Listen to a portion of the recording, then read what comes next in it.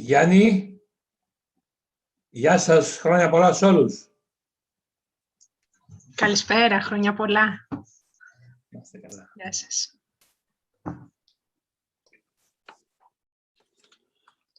Okay, now they can hear you. No, Now you can speak, Professor. no.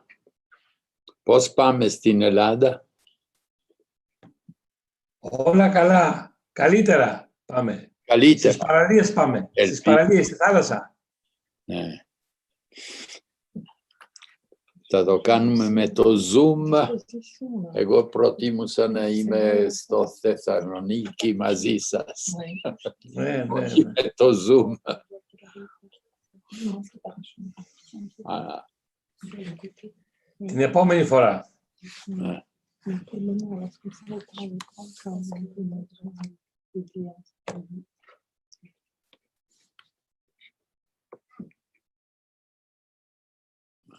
George.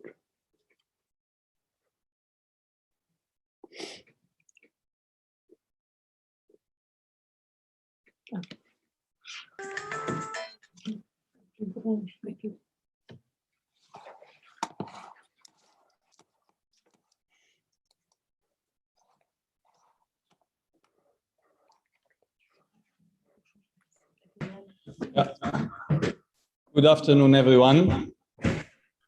Thank you for being here. And we are in the middle of a very small technical arrangement, which we have managed to finish now. And I think it is a good opportunity to start our meeting. I will start by giving the floor before my personal intervention. I wanted to give the floor to the president of the Department of Political Sciences, Associate Professor Aris Stylianou, whom I would very much like to thank for being here and being kind enough to provide us with some words on the matter. I would like to give, before giving the floor to Professor Stylianou, I would like to point out some technical matters. As you know, the plenary sessions of the meeting are going to be web streamed on YouTube through our own site. So anyone who wants to follow that should join the site of EUDEM at polskiouth.auth.gr. I would also kindly ask everyone to turn off their, to mute themselves unless they are talking. It saves a lot of hassle during the discussions. We're going to be here for 3 days, and I hope that these 3 days will be useful and productive for all of you, whom I thank very much for attending and for being able to be present here. Without further ado, I want to give the floor to Professor Stylianou in order to welcome you all and be able to discuss the matters that we wanted to talk to. Professor Stylianou, you have the floor. Thank you, Yannis. Dear colleagues, dear students, dear friends, on behalf of our Department of Political Professor Sciences, Stylianou, you have the floor. thank you, Yannis. Dear colleagues, dear students, dear friends, on behalf of our Department of Political Professor Sciences, Stylianou, you have the floor. Thank you, Yanis. Dear colleagues, dear students, there is a problem with the code. Okay, sorry. On behalf of our Department of Political Sciences at the Aristotle University of Thessaloniki, I would like to welcome you all to our summer school of the Jean Monnet Chair concerning the legitimacy of the European Union and democracy, institutions, and policies of the European integration. Thanks a lot to our colleagues from all over Europe who are present here with us. I would also like to express my gratitude to my colleague, the Professor Yannis Papageorgiou, who has organized this very interesting summer school with other colleagues as Eftichia Teperoglou, Yorgos Andreou, and others. But let me express my gratitude to Yannis Papageorgiou, who is also the responsible of the Jean Monnet Chair and has organized this very interesting summer school. I look forward to hearing the insightful speeches of these next 3 days. And I wish you a very fruitful discussion, a very fruitful Congress. Thank you. Thank you, Al. Thank you for your presence here and for your kind words. There are a lot of people who are involved in the preparation of the summer school. We'll talk about them at the end of the conference. Yorgos Andreou, Eftichia Teperoglou, the colleagues, students who helped me in the preparation of that. I hope it will be a meeting that will be, as the French would say, à la hauteur to the expectations of everyone. I wanted to give some brief introduction on the objectives of the summer school and the objectives of this specific summer school. As you know, the Jean Monnet chairs in general are dealing with education, so they include courses and lectures, but they also deal very much with dissemination. The objective is to provide a wider context for not only students, but for persons who are after their studies or who just want to hear more about Europe and the challenges of Europe. And one of the objectives of the summer schools in the context of this Jean Monnet chair, which I direct, is exactly to disseminate, to allow for a discussion. The first thing I wanted to tell you is that it is called the summer school, but we are in spring. And that was, to a large extent, one of the side effects of the pandemic, of the coronavirus. We're planning to start this summer school last year, then we moved it to November, but coronavirus was following us, so we had to move it here. And it is one of the three summer schools that we're planning to organize. The second one will deal with the refugee crisis this summer, and the third one will deal with the populist wave in Europe in summer 2022. However, this delay is an opportunity for all of us to reflect on the meaning of legitimacy beyond the usual analysis which take into account legal and institutional terms. We have all gone through a number of restrictions due to the pandemic, restrictions to our movement, to our activities, which have been imposed by governments due exactly to the effort to fight the pandemic. And relevant decisions have been impinging negatively on our lives. Still, citizens, or a lot of citizens, accept these restrictions because we recognize that they are taken legitimately by our governments, which we elect themselves, and they are taken in order to protect us. We have also seen how inadequate explanation of these restrictions have affected negatively legitimacy and have eroded the acceptance among the population. So this is a good example for anyone to reflect on the concept of legitimacy in practice, beyond what we usually term in constitutional or institutional law. Legitimacy, that's the second, is a way to express the link between those who rule and those who are being ruled. The question of why someone is allowed to rule over someone else is a very old and philosophical as well as political question. And the answer has varied through history. Interestingly, however, the basic content of the question remains similar. It expresses the acceptability, and it is something more than just conforming to the rules. So it is not only legality. In the past, sometimes legitimacy was deriving from an abstract superior power, such as God. Recently, it is created and maintained more often through the democratic acceptance of citizens. So legitimacy is a prerequisite for successful political government. It has to contain, it is not only an element of acceptance and faith, it has to contain a normative element.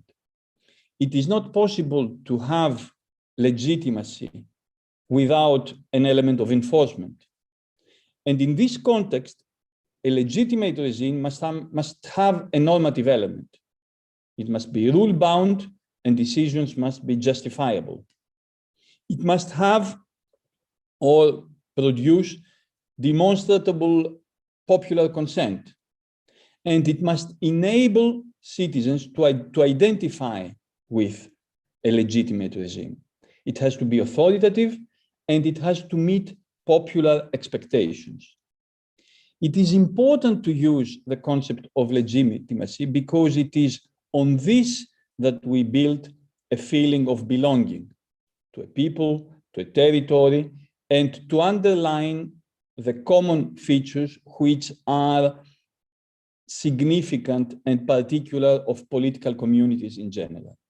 Because of the above terms, legitimacy is, in our modern times, often linked in particular to states. This is for many reasons. The state has historically an established structure where the constitutional order is protected and respected, because it has a link with a politically legitimate authority that can make itself obeyed by those to whom it issues rules and orders. The exact same type of legitimacy cannot therefore be easily transferred to the international arena. It cannot be easy to transfer the form of legitimacy that we owe towards decisions of our state to another level. But it is not only the states that are legitimate. We have many examples of multinational states where the people of the state have been a constitutional creation, a political creation. They're not based on ethnic or historic circumstances. It is also important to bear in mind that legitimacy is not unique. It can be transferred or it can be multiplied. We see that even in current states, legitimacy can be a form of transferable element. We saw the elections, regional elections in Scotland only yesterday, where we see a process of transfer of legitimacy to another level without necessarily losing the level of legitimacy of the United Kingdom. It does not need to be absolute. It may be partial, it may be conditional. As I explained earlier on, regional organizations do not need to seek legitimacy. Their legitimacy usually comes from the member states. For instance, there is no need to legitimize United Nations decisions. Decisions of international organizations stem from the states that they participate. But some of the criteria that we discussed above on legitimacy can also fit a regional integration system, not just a state. In a globalized society as the one we live today, with transborder problems that many times individual states can only partially deal with, the criteria for legitimacy may even fit other units, bigger or better than the states, especially as far as the expectations of citizens are concerned. But contrary to states, a regional integration organization does not need, in general, to draw its legitimacy from the emotions of people, from feelings of patriotism and identity. This is the reason why most regional organizations, including the European Economic Community in the very beginning, did not try to build legitimacy.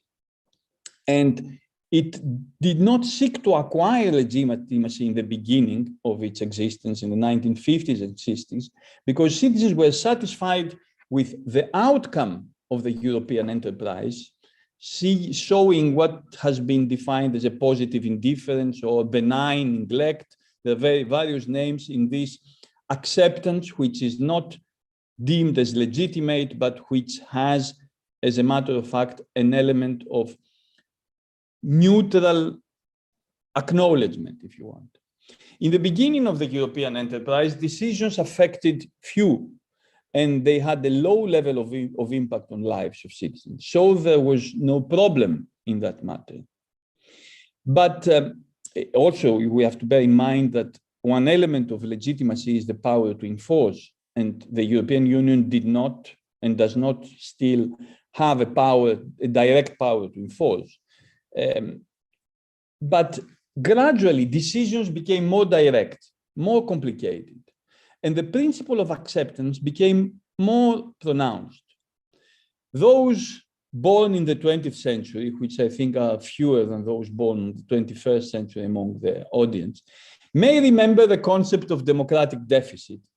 At the time, in the 1980s and 90s, the democratic deficit was a main element, the main problematic element on decisions at the European level. There was a stress, especially from the European Parliament, but also from the civil society, that decisions at European level were not fit for a representative democracy. And gradually, gradually, this democratic deficit was covered. It was covered from the Single European Act till the Lisbon Treaty, one would say, when representatives of the citizens and representatives of the state at European level now co-legislate. So institutional legitimacy at European level is practically fully achieved with some limited exceptions. But a new question on legitimacy arose, especially after Maastricht and Lisbon, and even more after the economic crisis. The decisions of the European Union were legal. There was no challenge to that. They were taken, that is, in accordance with the rule. They were also representative. They were taken as arranged by the institutional structure of the European Union. But they were increasingly challenged by groups of citizens as remote, bureaucratic, or ignorant of the needs of citizens. To a large extent, due to the nature of the European Union, this is understandable. The EU is not, or is not yet, a majoritarian democracy as a whole. To give you an example, what is desirable for the majority of the Greek citizens might not be desirable for the majority of Austrian or Dutch citizens. The European Union does not follow the rationale of a majoritarian democracy. It follows a rationale of a more multi-level and consensual form of democracy where member states play a significant role and national interests determine to a large extent the policy decisions. The legitimacy of European decisions is not only challenged by citizens, it has been challenged by the states. And to that extent, I would refer to a famous ruling of the German Constitutional Court in June 2009, when it was discussing the legality of the Lisbon Treaty. The German Constitutional Court was based its ruling in an understanding that principles such as democracy, self-determination, citizenship derive from the sovereign states, not from the European Union. So to some extent, even the states challenge legitimacy. This is not consistent either with the theories of democracy nor of transnational governments, but with the realities and intentions of the European enterprise. The question is, how do we reconcile increasing interference of the EU at national level with the principles and the rules of democracy? How to establish more involvement of citizens in a distance, and how to set multi-level democratic governance structure, where states and national interests play a large role and will continue to play an important role even in the future. Is there a necessity? Is there a real meaning in the concept of a European demos? Can we establish a European demos? Do we want it? Is it institutionally possible? Is it desirable? Can we accelerate it? In which ways can we have a process of forming multiple legitimacies? These are important issues that we want to discuss in this summer school. And I hope we will be able to draw an interesting number of conclusions. The summer school, I told you it has been delayed, but to some extent it was a good delay because it coincides with the beginning of the Conference on the Future of Europe. The Conference on the Future of Europe is one of the first efforts of the European institutions to enhance their legitimacy. The problem of legitimacy is not a problem that has been clear only to European citizens or to the civil society. Institutions increasingly are aware of the need to strengthen legitimacy. So the summer school is trying to deal with the enhancement of European legitimacy at 3 levels, in 3 groups, and 1 group per day. So today we're going to discuss the role of institutions. How do European institutions enhance legitimacy? In this context, we will have with us 3 very prestigious speakers, Professor Schmidt, Mr. Sandro Gocci, a member of the European Parliament, and Professor Sijansky from the University of Geneva, who will talk about the various aspects of building an institutional legitimacy. Tomorrow, we will discuss the role of the citizens. Colleagues from the universities as well as from the civil society will intervene on the various aspects of involving more citizens in the European level, the decisions at the European level. And on Sunday, we will discuss furthermore the role of policies. How do policies enhance legitimacy? Do we have the sufficient policies that will provide Europe with a strong level of acceptance? Which policies are possible to help build a stronger political accepted European legitimacy? The concept of the entire summer school is to allow for a strong involvement of participants. We don't want to organize lectures that follow each other without the possibility to be involved and to hear the opinion. One of the elements that we have in universities is that we perhaps speakers talk too much and the audience is limited to the level of passive listener. We want to involve citizens to our small level. We want to involve the participants, students, Greek or foreign students, persons who are interested in this matter. So we have a conception of a panel lecture, a series of panel lectures in the first part, and working groups in the latter part, where we hope that we look into the various aspects that have been discussed by the speakers in the first part, and we try to go deeper, to discuss further, and to provide some answers to the questions that the speakers have been giving to us. I don't want to take any time more. I want again to thank all of you for being here.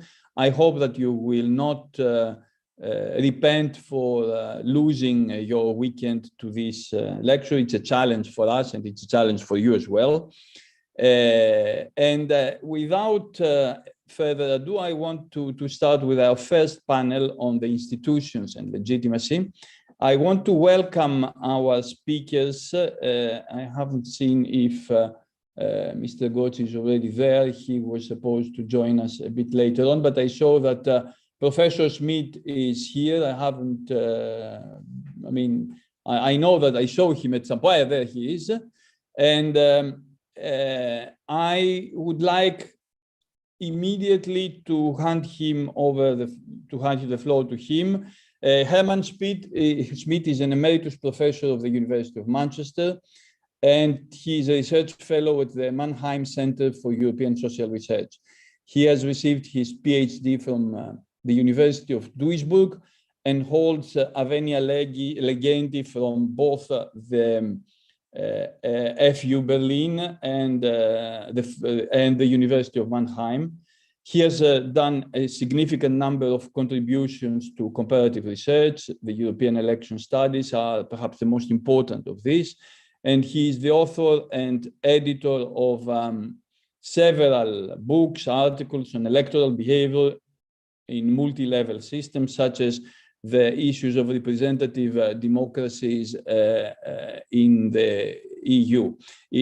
We also have to say that Professor Schmidt is a honoris causa doctorate of our university, and we hope to be able to welcome him in physical presence once the pandemic is over, and listen to his always interesting words. He is going to discuss an issue that has been in the forefront of enhancing legitimacy for a number of years, since 2014, I think. It was the beginning of discussions on the transnational lists. The concept, I will not talk more about that, but the idea of transnational lists for the European elections, meaning lists which contain the same persons, whether you vote in Portugal, Greece, or Finland. So providing a common group of candidates for the European Parliament would enhance legitimacy. And I'm sure that he will have a forceful presentation of the subjects. I thank you for being here. I know you have a very busy program, and I give you the floor for the first panel. Thank you very much. Professor Schmidt, you have the floor. Yeah. Thank you for inviting me. Good afternoon, everybody. Ioannis introduced me at some length, and I thank him for these kind words. I am one of these rare combinations of different professional orientations. I'm I'm two scholars in one. On the one hand, I'm a political behavior person, looking at how and why individuals make up their mind and participate in democratic politics. And on the other hand, I've been interested early on in this process of European integration. And I started actually in earnest my professional activities when the very first direct elections to the European Parliament were called for. Now, today, I'm happy to talk about transnational lists, the proposal of transnational lists, and how they could, or whether they could, help to promote European content in voting decisions in European Parliament elections. That's my topic. And let me start with giving some background to this idea. It started actually a bit earlier than Ioannis just proposed. It started ahead of the 1999 elections to the European Parliament, when the European movement suggested that an additional quota of members could be elected on a transnational basis. A few years later, in 2007, the Committee on Constitutional Affairs of the European Parliament adopted the Lamassoure-Séverine report, which called for a more in-depth analysis of the potential of such lists. And then in 2011 and 2012, Andrew Duff, he associated his name like no other with this proposal of transnational lists. He specified in two later reports that 25 elections could be elected by a constituency formed by the whole European Union and composed of candidates, this list, drawn from at least a third of the member states.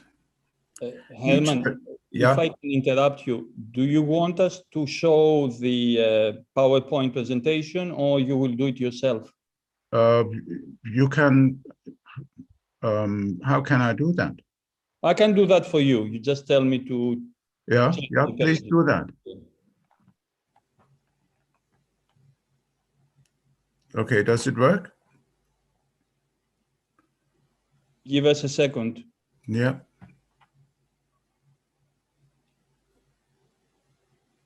Super. Yep. Excellent. Now we are, but now I cannot operate this. Okay, excellent. We will operate it. You would just tell us, yep. Move on. Good, good, good. So 2011, 2012, Andrew Duff, he's a British liberal, came up with two more specific proposals, which again were accepted by the AFCO committee. Each elector would then in European Parliament elections have not just one vote, but two, one to choose between nationalists and one between transnationalists. Neither of those reports, however, was taken up by the plenary of the European Parliament. Can we move on one? Yeah. Now, I was thinking what the reasons were of the proponents of these transnational lists. And I think it is fair to say that they had the following concerns in mind. First, that voting decisions in European Parliament elections lack European content. Why? Second, because national campaigns, national votes campaign for votes in these elections with a focus on national rather than European politics.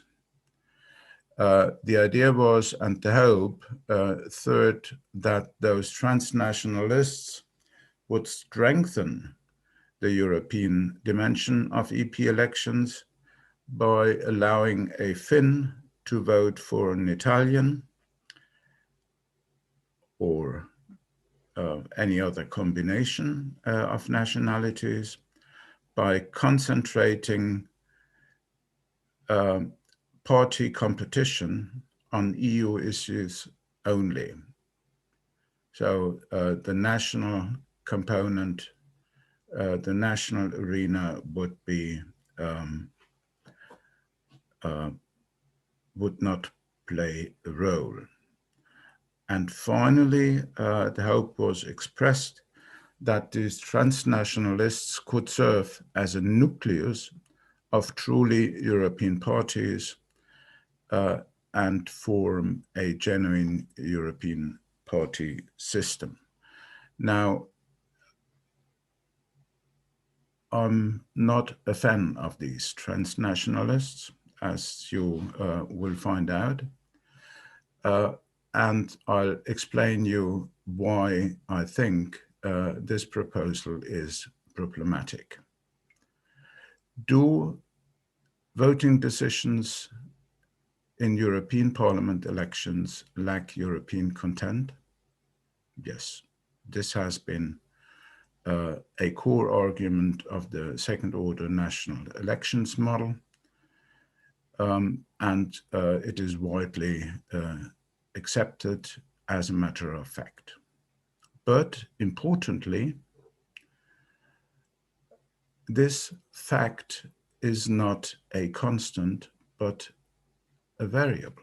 It changes over time. The recent politicization of European integration, Brexit is just the most prominent example to quote here, added European content to national voting decisions, and thus also to European voting decisions somehow through the back door. Because European Parliament elections are affected strongly by the national political arena, the way they are carried out currently. The politicization of European integration is also coloring, shaping, affecting European Parliament elections. Moreover, and this is just a side remark, the notion of European issues is not so straightforward and simple. There are different kinds of European issues. We distinguish polity issues or questions, and these are those that affect the European Union as such, the institutional structure, and further development. But then you have also policy issues, not polity, but policy issues, like, crime, unemployment, the environment, what have you, corruption. and both can affect voting decisions at the EU and the national level equally. So the notion of EU issues, European content, is not as simple as straightforward as one might think. Can we move on one? Would these lists strengthen the European dimension? Well, I would say not necessarily. Passive voting rights in the EP election laws of the member countries already now allow a Finn to vote for an Italian if she is a resident citizen of Finland, or at least most of the times living there. This is also an argument against the reproach in these transnationalist proposals that the EP electoral system is not meant to rest on the principle of territorial representation. Indeed, if transnational lists would be part of the voting decisions for that part, but only for that part, the national political arena would be disconnected from the EP vote. But the decisive thing, which is the national list vote, because a large proportion of the European Parliament would be chosen that way, would not be affected. Now, there is one additional argument, which I, perhaps being a German, kind of realized. The envisioned quota of 25 seats would be ridiculing the transnational list vote, at least in the 6 large member countries, where many more deputies are elected and where many more voters are residing. So this is certainly an issue to consider. We move on one. I think I'm almost through. Johannes, can you just go one step further? Further? Oh, yeah, no. And back, sorry, I was... The party thing. Would transnationalists be a stepping stone towards true European parties? Here I'm a strong believer that these European parties already exist and already exist for a long time. They are stable, coherent structures in the European Parliament in the form of their political groups. These political groups are coherent both in terms of policy fairly coherent, both in terms of policy outlook as well as in terms of voting behavior in the plenary. Their members, national party delegates, are nested in national party organizations, which, because of their common cleavage roots, can easily cooperate and smoothly align at the European level. Now, I don't want to paint this picture in too rosy colors. Of course, party competition in the European a matter between groups. There are also conflicts within groups. But I mean, these political groups of the European Parliament also have some rudimentary, I should say, extra parliamentary wing, which allows them to convene party conventions in order to set up election manifestos, etc. So European parties do exist and are fairly cohesive and consistent in their political orientations over time. Moreover, why would it be problematic for transnationalists to build a nucleus of European parties? Political parties, as we know them, serve two functions, as Giovanni Sartori said 50 years ago almost.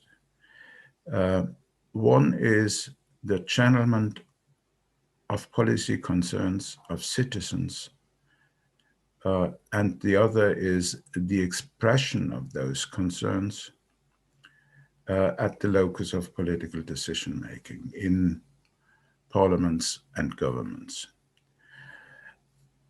For me, it is hard to imagine what interests or policy concerns transnationalists could channel in the absence of a party organization upon which they would rest, which would have roots in society.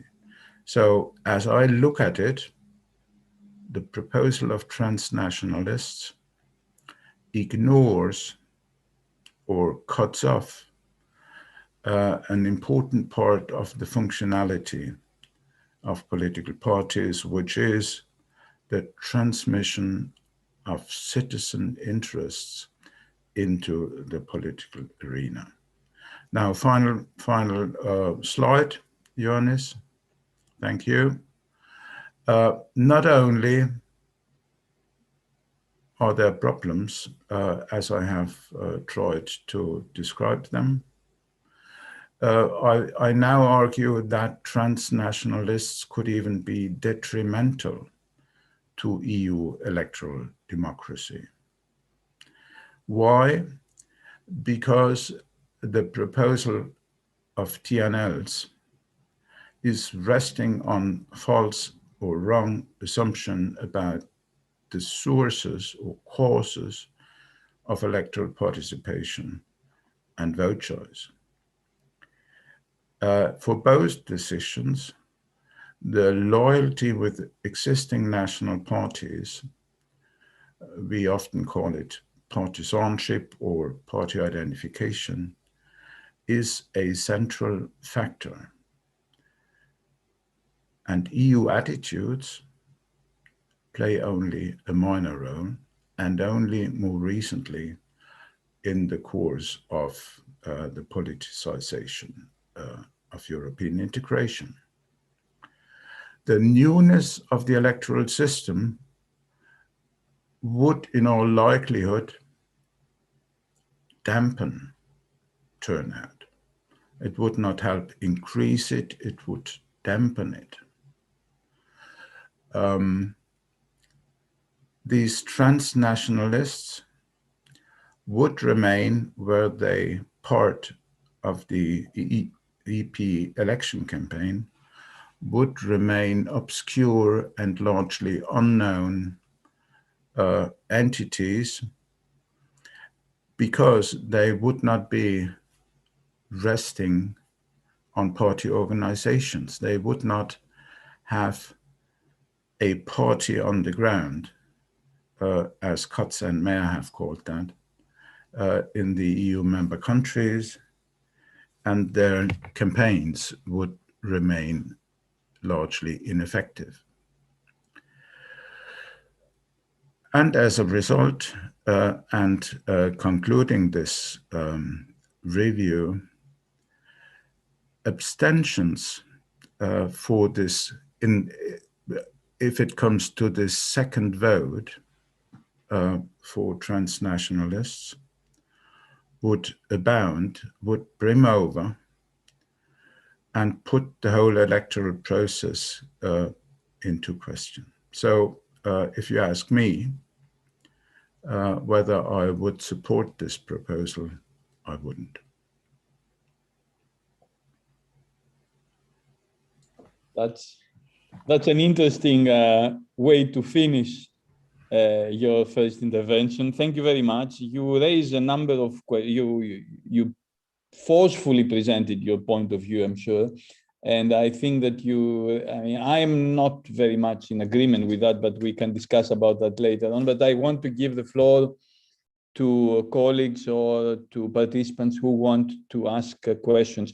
I forgot to tell you in the very beginning that there is a question and answer session after each lecture, so that you do not forget what each speaker has said before.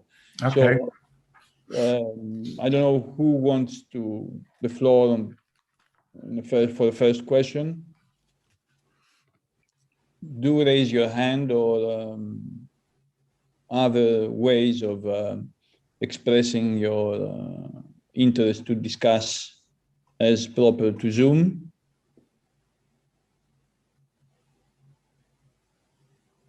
Otherwise, I can start with the one that I wanted to ask in the very beginning.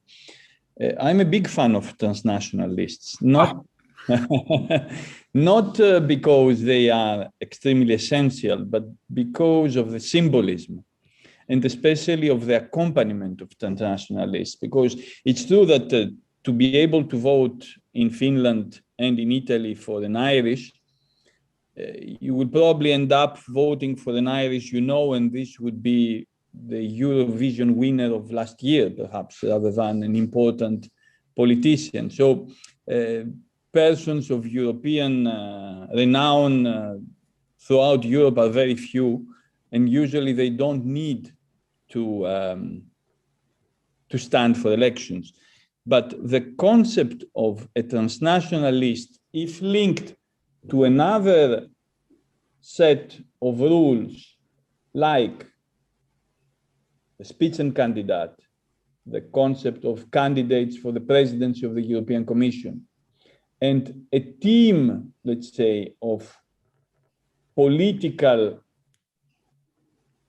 ministers, in inverted commas, so of persons that would set the leadership of Europe at international level. Do you still think that this is, say, not a useless, but a futile enterprise? Because the concept of transnational lists, of course, it was proposed separately, but it is an element of increasing not so much legitimacy as linking elections with government. So if you have a transnational list of a European political party, you correctly pointed out that political parties at European level already exist, but they cannot control power. So a transnational list. Allow me to interrupt. Can they control power? Now that the European Parliament is an equally powerful co-legislator, these political groups in the European Parliament have considerable possibilities to control power and control political decision-making of the European Union. Of course they have. But in that sense, sorry, in that sense, you don't think that the establishment of transnational lists and of a head of a transnational list who would be the candidate for the presidency would be beneficial for a sort of bigger European identification? I mean, we had this interesting Spitzenkandidaten, what was it, test run in 2014 and again in 2019. 2014 ended up, as we know, with the election of the candidate of the strongest group as president of the Commission, Jean-Claude Juncker. So this was kind of a not so bad test run.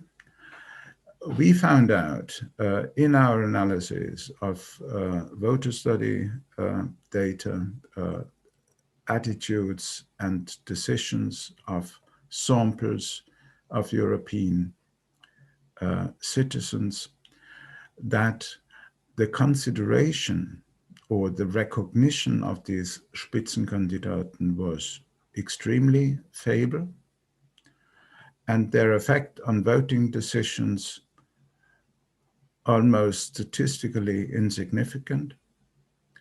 So it didn't help much. And now I come back to you and ask you, would even kind of prominent and highly recognized celebrities heading a transnational list, would that make a difference? I think I have my doubts. Why? Because first, it is not half the parliament that is elected on the basis of transnationalists. It is a tiny portion.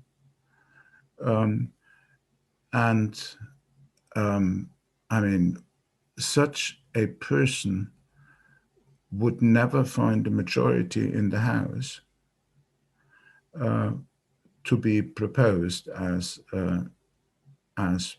president of the European Commission. So I do have my doubts. When thinking about these transnationalists, I mean, I'm an old man, right? I remember things that other people don't. I believe in the first or in the second direct election to the European Parliament, one of our dear colleagues and famous colleagues, Maurice Duverger, ran on the list of the Italian Communist Party, which at the time was still existing, and was elected, became an elected member of the parliament. So in that sense, let me say it again, transnationalists can exist. I mean, the national election laws in the member countries are similar, so that there is everywhere the provision that EU citizens, which are non-national in the country in which they are competing or running for a seat, this is possible. And it has been possible all the way through. Thank you. George Kolivas and then Stefania P. George.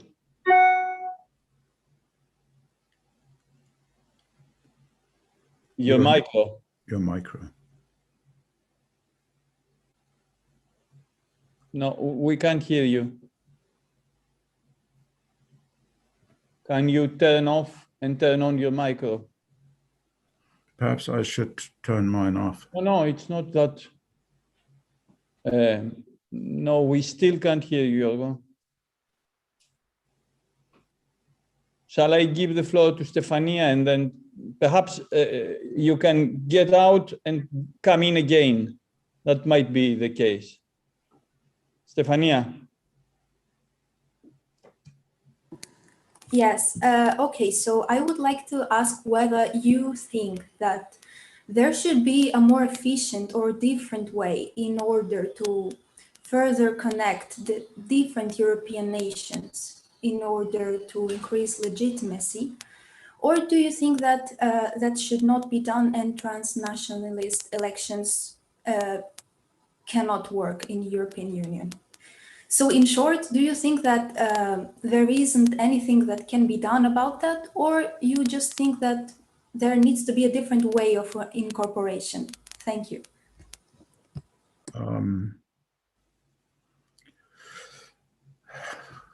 What should I say? I don't think that transnationalists would add, I mean, what Ioannis in his introduction said, spoke about a symbolic function of these transnationalists. I think I'm too much a scholar of electoral behavior to believe that symbols would play a role for the vote or for participation. This is simply not part of what we know about voting behavior and how decisions in this area is coming about. Do we need them? Transnationalists, I think, no. I think, I mean, look at Germany. Germany is a federal state. We elect our members of the federal parliament on the basis of state lists. So a Bavarian, which I'm not, can choose between representatives of Bavarian parties that belong to federal parties. Yeah. Or, I mean, we all had a number of lectures in American politics recently in the last election and afterwards. Why is it that representatives for the House, the American House of Representatives, are kind of elected within state boundaries rather than nationwide? So I just don't see the need for that. I also do not see how transnationalists, this symbolic bringing together of national politicians in common EU-wide lists, how they would affect or improve the legitimacy of European Union politics. I don't see that. But you might be of a different opinion, of course. Thank you. George, can you speak now?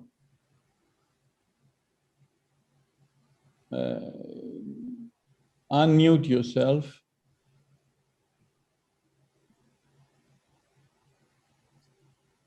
Mhm.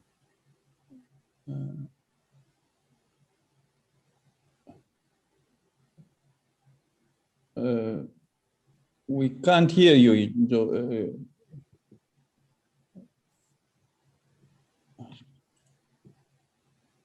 Can you hear us? Hello? Hello?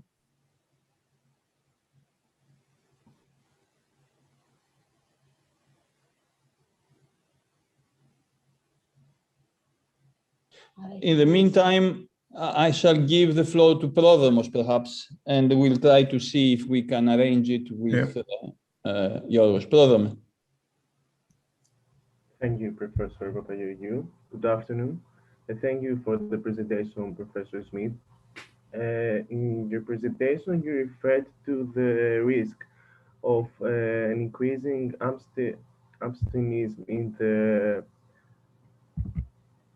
in the elections of European Parliament in case we use the transnational list.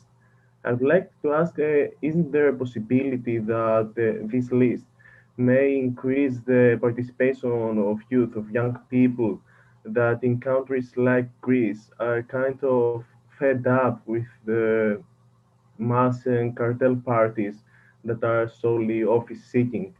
I mean, maybe the transnational list give them the opportunity to vote for a skillful politician from Italy or from Scandinavia.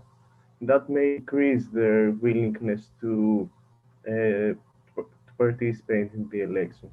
What do you think in this matter? Well, I mean, what do we know about electoral participation of young people? It is lower than average. Why? Because they are not yet kind of habitualized to participate in elections. And why? Because they don't yet have a kind of safe bet if it comes to their party choice. So it could be indeed that electoral participation among the young who are not yet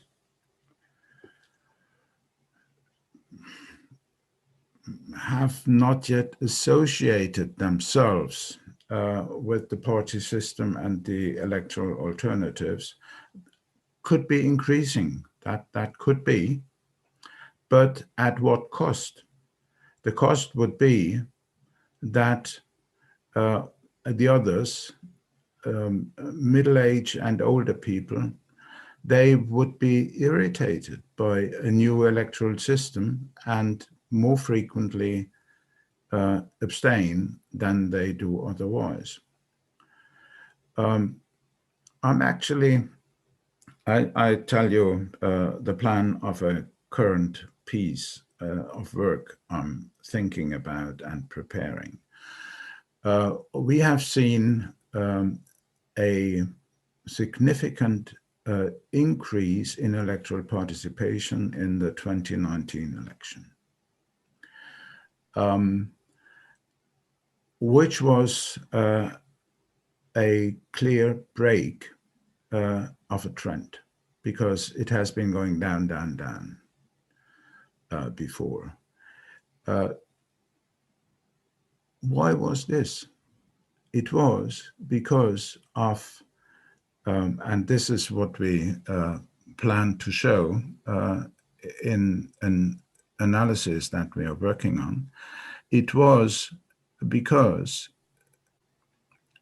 the kind of far-right alliance that was threatening the existence of the European Union as we know it, mobilized supportive and expressive votes among Europhiles, among supporters of the Union. And I mean, these are things that can increase turnout, that can mobilize participation. Transnationalists, I doubt it. I really doubt it. Right. Thanks a lot. I don't know. Yorgo, are you there now? George Yes. Coliva? Can you hear me? Yeah. Yes. Okay. I would like to ask Professor Smith, what would be his idea for the proper way to elect a European government in an ideal situation in the future, in 30 or 50 years? What would be the good electoral system to elect a really representative, as much representative European government as possible, first? And second, given that this might happen, let's say, in 50 years, which would be the right steps to start from now to reach that point, the perfection? So, these are my two questions to Professor Smith. Thank you. Well, I think, I mean, we need to think in any case, of a government of the Union consisting of two houses. One directly elected by the citizens, and the other representing the member states. There is no way around that, and there is nothing undemocratic actually about such a structure. What I doubt is that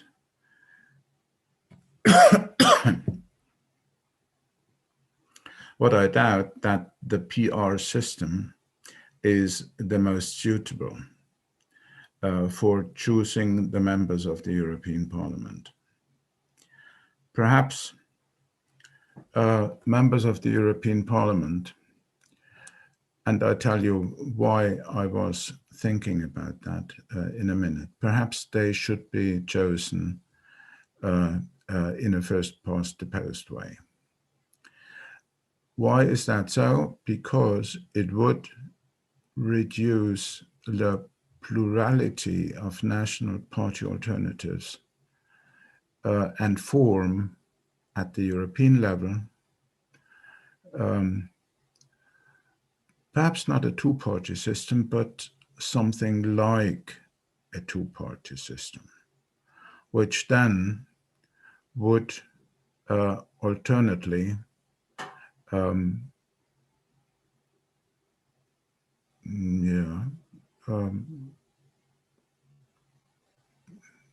decide on a prime minister who would, from among the members of his group in parliament, choose ministers and govern for a period. So, believe it or not, even after Brexit, I think that perhaps the British model could be helpful in concentrating a European Parliament, a European party system that would be capable of forming and supporting a government over a legislature. I think that is what I believe. There is a Swiss colleague, Professor Sichansky, is watching and hearing. His name is Zweifel.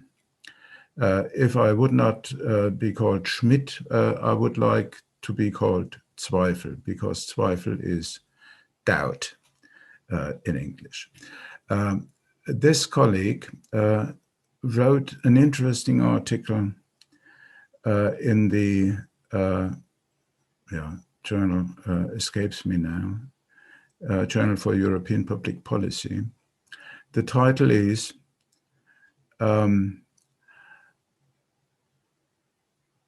Who is in doubt? No,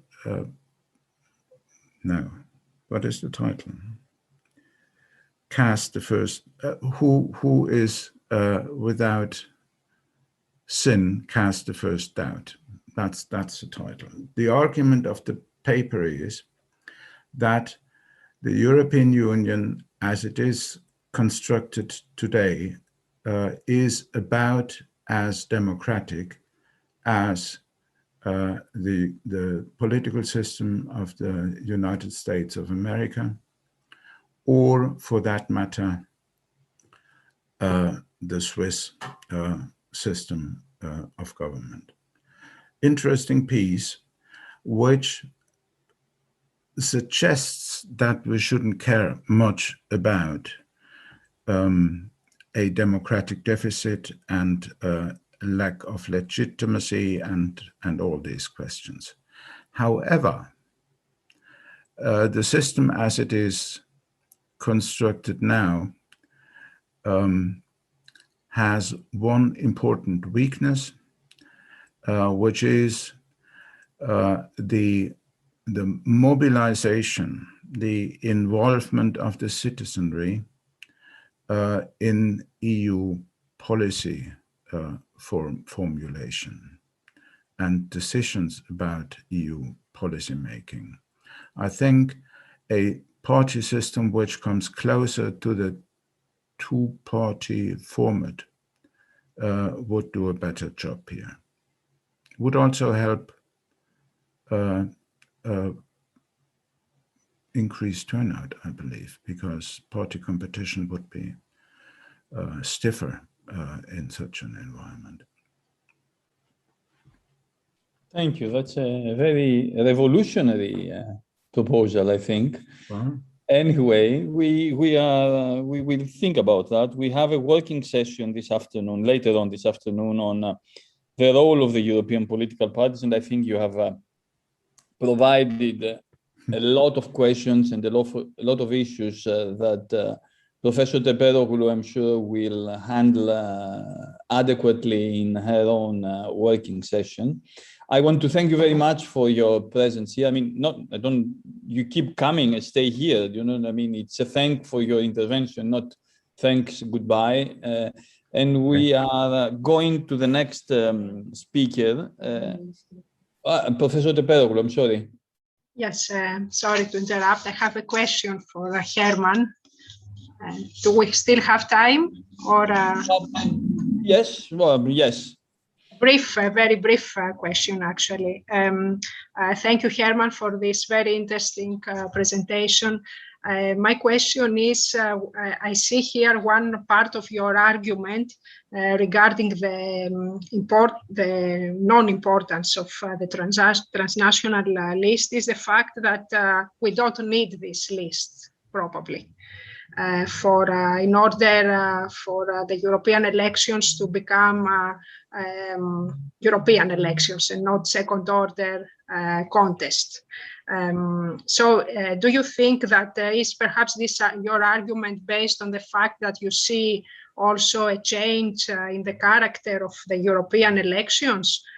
You mentioned about the turnout, the increase of turnout. So we observe at the micro level of analysis that we are working together on this aspect, a possible change in the nature of European elections, moving away perhaps from the second order election model to become more truly European contests. So is your argument perhaps related to this possible change?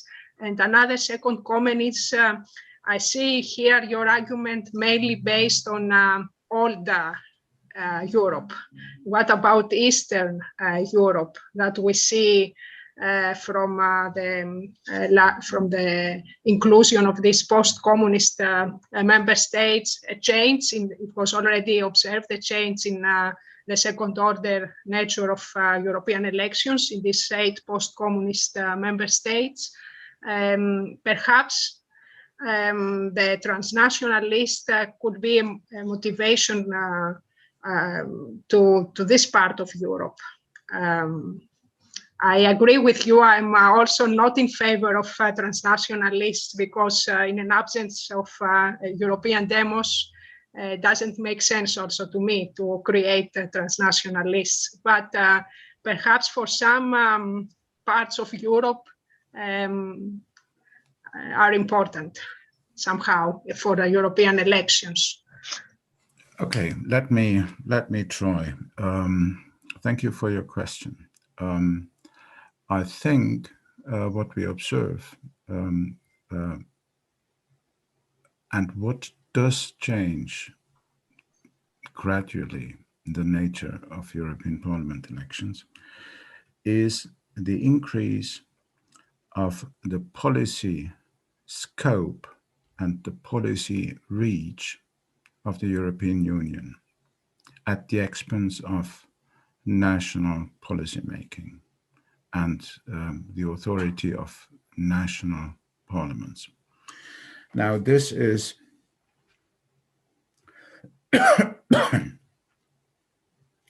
increasing the relevance of the European vote and therefore also the conflicts within nation states about European integration. Now, what we see is post-Maastricht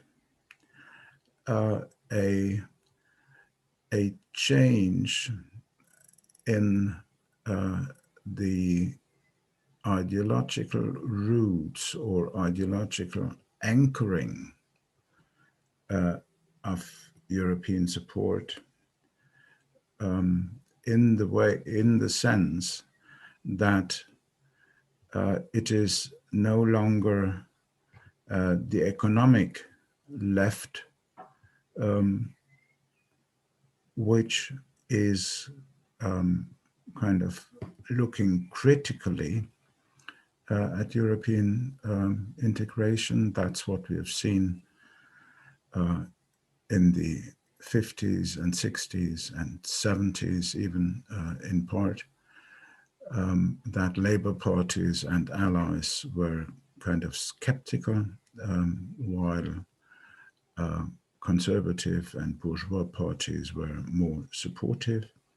What we see after Maastricht, which opened the kind of policy repertoire of the European Union to a wider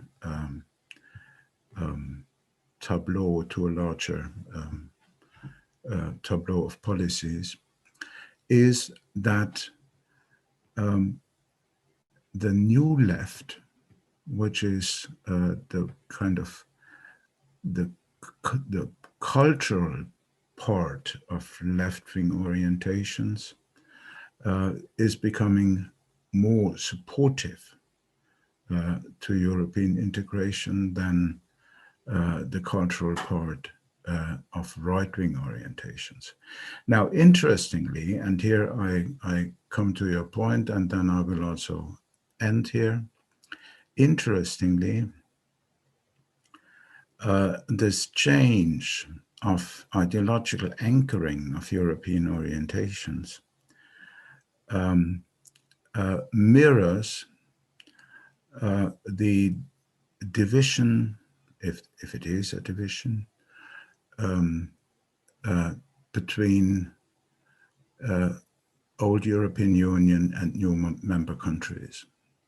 There, clearly, think of Hungary or whatever you want, it is the cultural right-wing forces that oppose Europe, while in the West, it is the culturally left-wing, the multicultural, the globalist orientations, the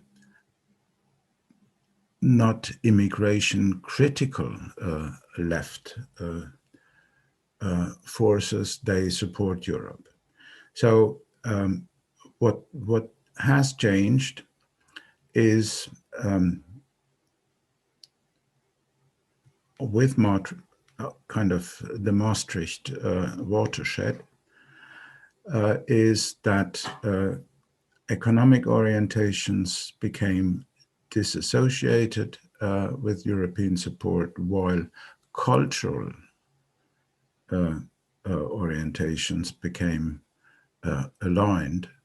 And interestingly, this kind of new alignment differs strongly and typically between Eastern and Western members of the European Union. Back to my main point. Yes, the nature of European Parliament elections is changing, not because of transnationalists or any kind of engineering here. It is changing because of the increasing policy competencies of the European Parliament and the European Union.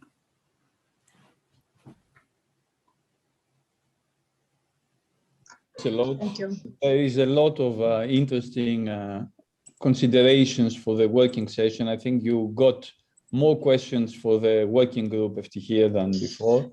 We were going a little bit behind schedule, and I want to close this part of our panel. And I want to welcome Sandro Gozzi, a member of the European Parliament, and also president of the Union of European Federalists, whom I very much thank for being here. He's between sessions, between meetings, Zoom meetings, luckily.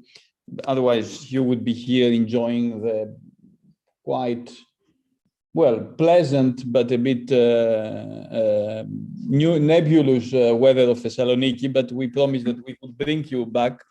You were not here in the very beginning when I said that the delay, the summer school was supposed to be organized last summer, but because of the coronavirus, we delayed. But it was an interesting delay in the sense that it coincides with the beginning of the conference on the future of Europe. So I think that one of the important aspects that we would like you to tell us is, as a member of the European Parliament, quite a transnational member of the European Parliament, to link you to what Professor Schmidt said before. You're an Italian, you studied in France, you are a member of the European Parliament for France, and you are leading an all-European organization. So you have lots of, how to put it, transnationality aspects in you. So it would be interesting for us to hear what you believe. We know that we have also working sessions on that later on, but it is interesting to see how you believe that the Conference of the Future of Europe will enhance the European legitimacy and provide a stronger European democracy. Again, we thank you for being here, and Mr. Gozzi, I give you the floor. Thank you. Thank you very much for your invitation. Very important question. How long should I speak? We have counted around 40 minutes in total with a question. I would say 20 minutes for you and okay. Are you 10 minutes for questions, perhaps. When we reach the 20 minutes, you will tell me. So thank you very much. Thank you very much for the invitation. I regret not to be in Thessaloniki, but here in Paris, the sun is shining. Yeah? Let me also, greet my friend Dusan Sidiansky. You have introduced me. You haven't recalled that I'm very proud inviting professor at the Center of Competence at the University of Geneva. and that we have just published now, Dusan Sidiansky and myself, a contribution. I would say the first contribution to the Conference for the Future of Europe, which is available, by the way, both in French and English for those who are interested. I'm very happy to be with you, and I would like to talk to you about the issue of European democracy. And after all, the conference is an attempt to revitalize somehow European democracy. And if you allow me, I will also come back on the issue about the transnational politics, on which I strongly believe. What is, first of all, I mean, why the conference? Why the conference and why this attempt, which is an attempt? It can work, it can also not work. And I will tell you also, in my view, how it could work and what are the risks. But basically, why we thought, why, after all, Emmanuel Macron was the first to think about the conference when he talked about that in the speech of La Sorbonne in September 2017, and then he put it again, this proposal, in his letter to the European citizens, the letter that the French president wrote to all the Europeans on the 4th of March 2019, proposing again the conference in a letter called Renaissance, and that letter Renaissance became also the basis for my list, Renaissance list, transnational list. There were 7 nationalities in my list, with which I was elected at the European Parliament in the French constituency. Why Emmanuel Macron proposed that? Because his analysis and our analysis at the time was that Europe had already risked twice to be killed in a vicious circle between technocracy and populism, between what I call the Sherpacracy, referring to this Sherpa, who are basically the shadows of the prime minister and the leaders, and overshadow the legitimate Europe ministers, between Sherpacracy and neo-nationalism. Because after all, Europe has run twice this risk, has run this risk during the financial crisis, and has run this risk during the migratory crisis. And talking to an audience which mainly comes from Greece, I'm sure that you perfectly know what I'm referring to, and I don't need to further dwell on this. So basically, there is a need to revitalize European democracy. I would say to put flesh on the bones of European democracy, because after all, we are basically living in a sort of paradoxical situation where on one side, we Europeans are privileged citizens globally, and on the other side, we feel that we cannot be satisfied with what we have. What I mean by this, why we are privileged globally? We are privileged globally because we are not the only one in the world to have an integrated regional organization. Certainly our organization is the most integrated, the most advanced, but in the world you got many examples of regional organization, the African Union, the Mercosur, the NAFTA, the different Asian integration processes which are blossoming at the moment.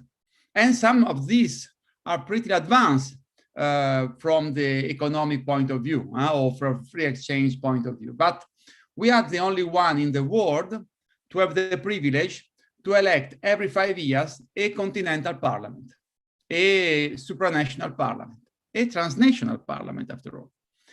Because every 5 years since 1979, we exercise democracy and we exercise our democratic rights at the supranational level, at European level. We are the only one. And we vote directly. It is not a transfer vote. It's not that we vote the national parliament and then the national parliament with caucus, with something else, elect their representative at European Parliament, as used to be, as it is for the Council of Europe, as it is for NATO, and so on and so forth. So this is something that make us put ourselves in a privileged position as citizens in today's world. But we are not satisfied.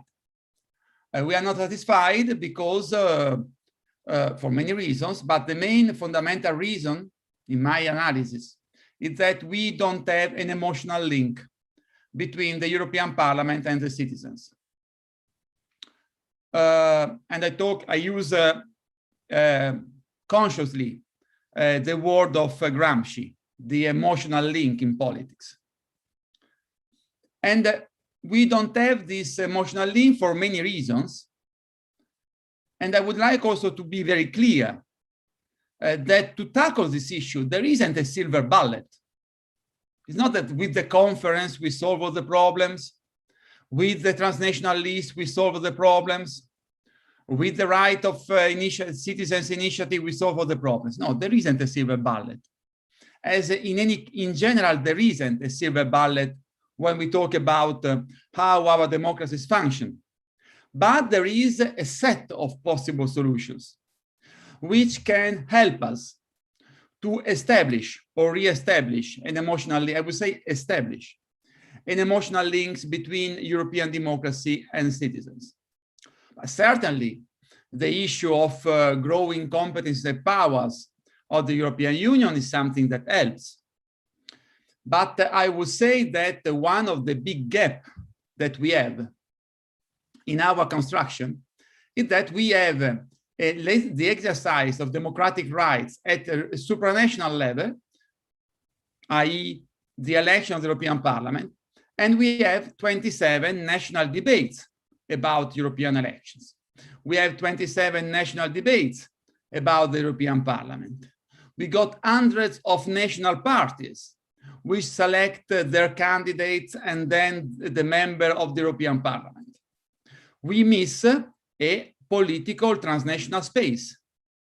We miss those political actors that we might dislike them. They might be ineffective. Sometimes they are even corrupted. But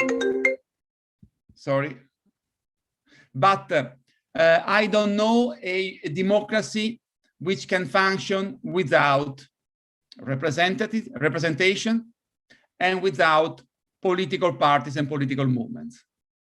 And also the movements who challenge the traditional political parties, after all, either they disappear or they turn into political actors with new form, etc., but political actors. Look at Podemos, look at Syriza, look at FAISAF movement, look at En Marche, look at the new movement which have emerged. At European level, we don't have this.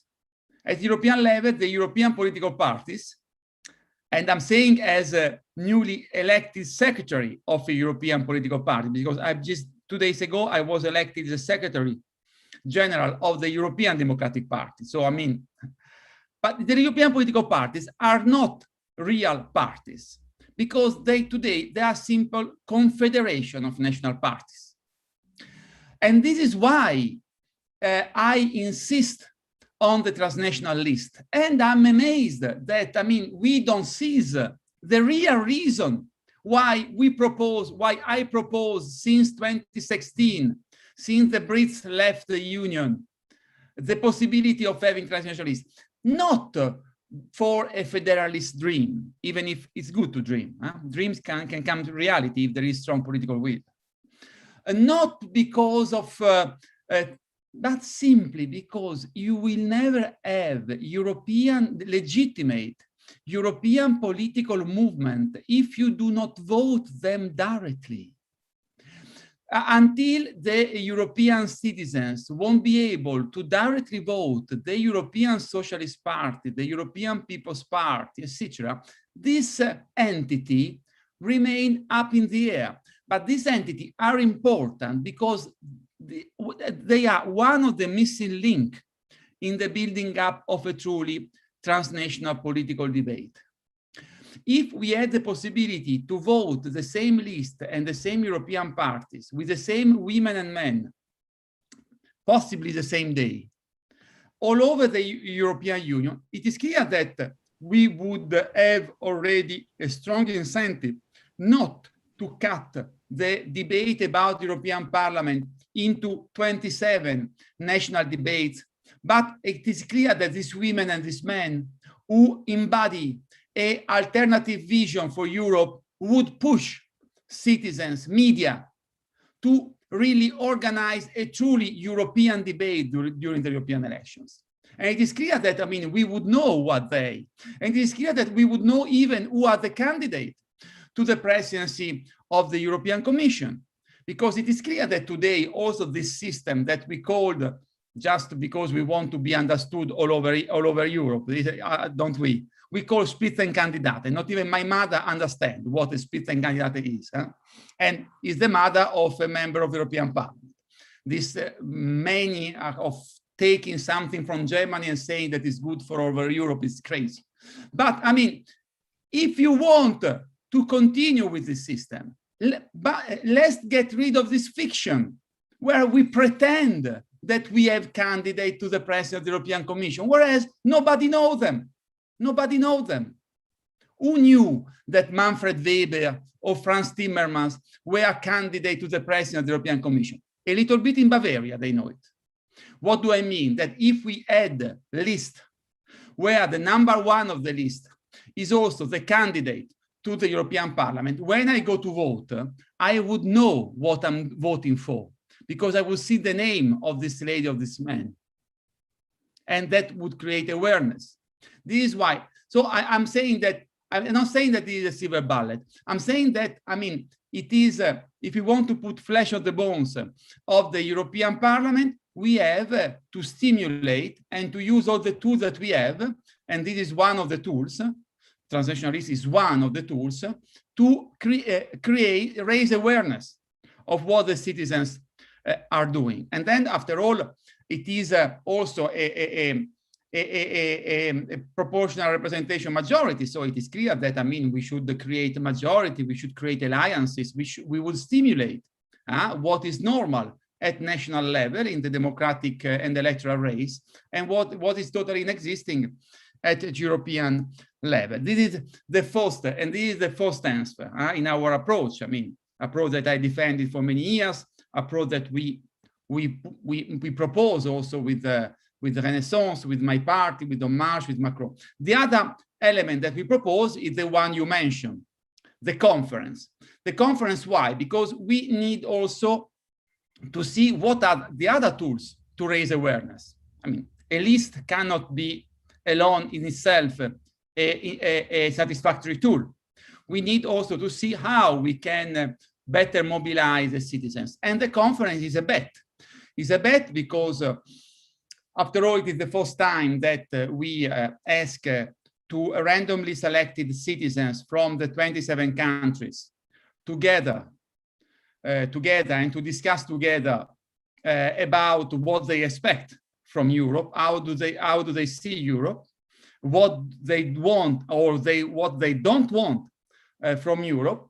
And it is the first exercise of direct democratic participation at a continental scale, based on the experiences that we have done in Ireland, where this Citizens' Convention prepared the two referenda on homosexual marriage and on abortion, based on the experience that we have done in France with the Climate Convention. I mean, there are different experiences at national level.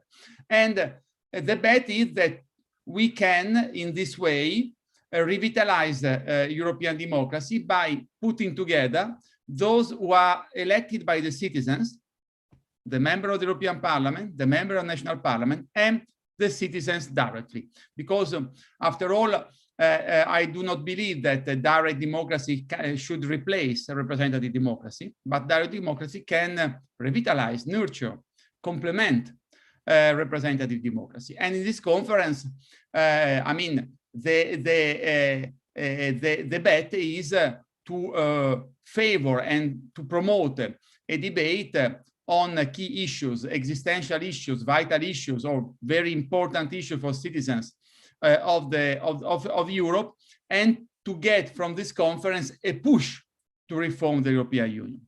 Why I say it's a bet, and there is uncertainty.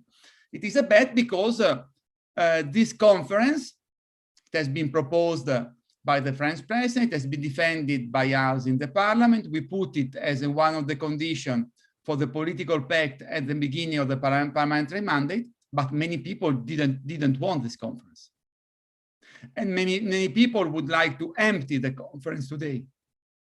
And if you look at the difficulty that we had in the negotiation of the preparation of this conference, where everything must be decided by consensus, where the representative of the Parliament, Council, and Commission must agree on any single comma of any single document to launch the conference, you understand that, especially within the Council, and especially in the Council from certain government, there is a strong will to turn this conference into a sort of 6-month opinion polls at continental level. On the other side, we would like this to be a truly democratic debate and to have the push to launch a new phase of reform of the European Union through political initiative, through legislative initiative, through a new treaty, among 27 members, through a new treaty among those who are willing. I mean, we would like the outcome to be very open, and we would like also that this conference stimulate, and it would be my very last point, stimulate a debate on Europe at all levels, at mayor's level, at municipal level, at regional level, at national level. This is why, by the way, we fought to have at least 108 representatives for the national parliament, which means 4 per representative per country, because it's the minimum to ensure a pluralistic representation, and it's a minimum to stimulate the national forces to take ownership of this process together with us in the European Parliament. So it is a bet. It will start this Sunday at 2 o'clock in Strasbourg. And in all, as in all the federal processes, it's a bet that could work if we manage to create within the conference a majority which exploit fully the potential of the conference and goes even beyond. Because if you look at the declaration today, the declaration is very safe for the government and for the council. But if we manage to create a political dynamics, majorities, requests, initiative among representatives of the citizens and citizens themselves that push for a certain idea, for a certain reform of Europe, well, that conference could become something, a milestone in the history of European integration. We will see what it happens. Thank you very much. Thank you very much. So you basically propose to hijack the conference. That's yes, yes, it has happened in the American federalist history, as it has happened in many cases in the federalist or whatever, I mean, constitutional processes. A good constitutional breaking up. Very good. It's an interesting proposal coming from a member of the European Parliament. Anyway, thank you very much for your intervention. Very inspiring, very to the point as well. I open the floor to questions, comments, whoever you want. We have some time. Don't hesitate to ask some questions. There were a lot of interesting issues that we are going to discuss about them also. We have a working session at 6 o'clock, no, at 5 o'clock, sorry, very, very soon now, after we finish the plenary, exactly on the role of the conference. So it would be interesting to hear your questions or your points on the conference. It would be interesting also if you if you could hear also the intervention of Professor Schmidt, who said that transnational lists are not useful, let's say, or they are not particularly useful for the creation of a European political system. He explained it in a very convincing manner. But of course, the positions are quite clearly different in many aspects. So unless someone else wants the floor, I would like to ask one question.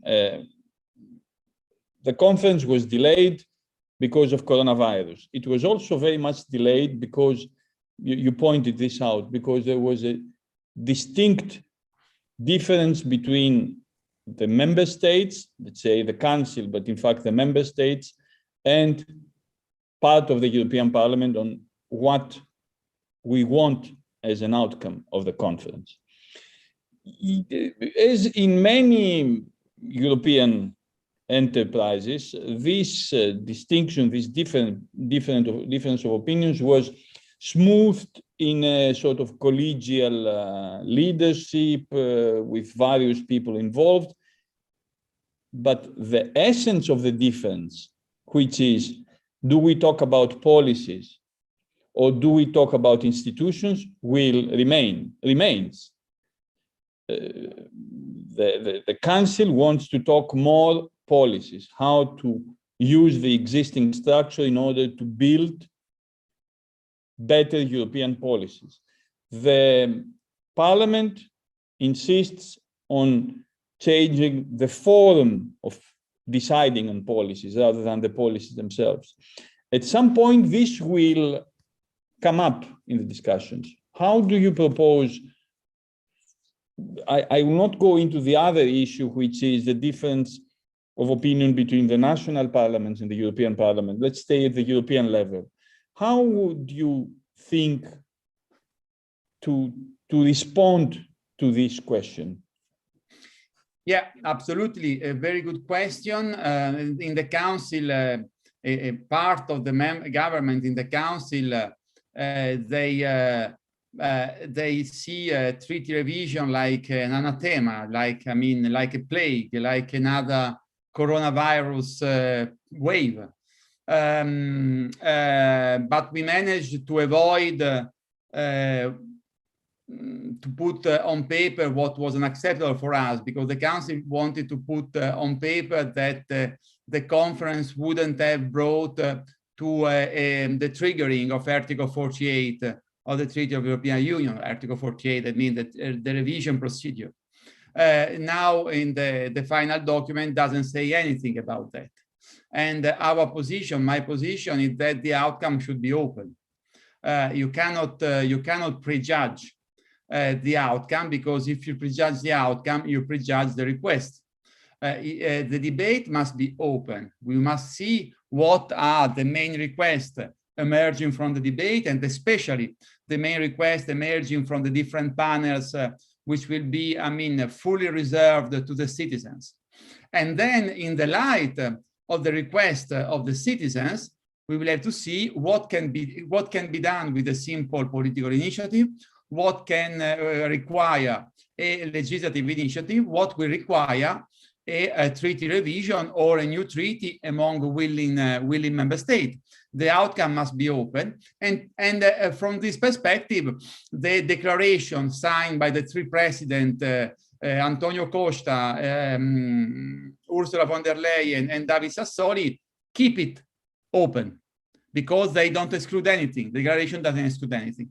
And this is something that is very good, because I give you an example, which I always give, but is very linked to the ordinary debate among ordinary citizens.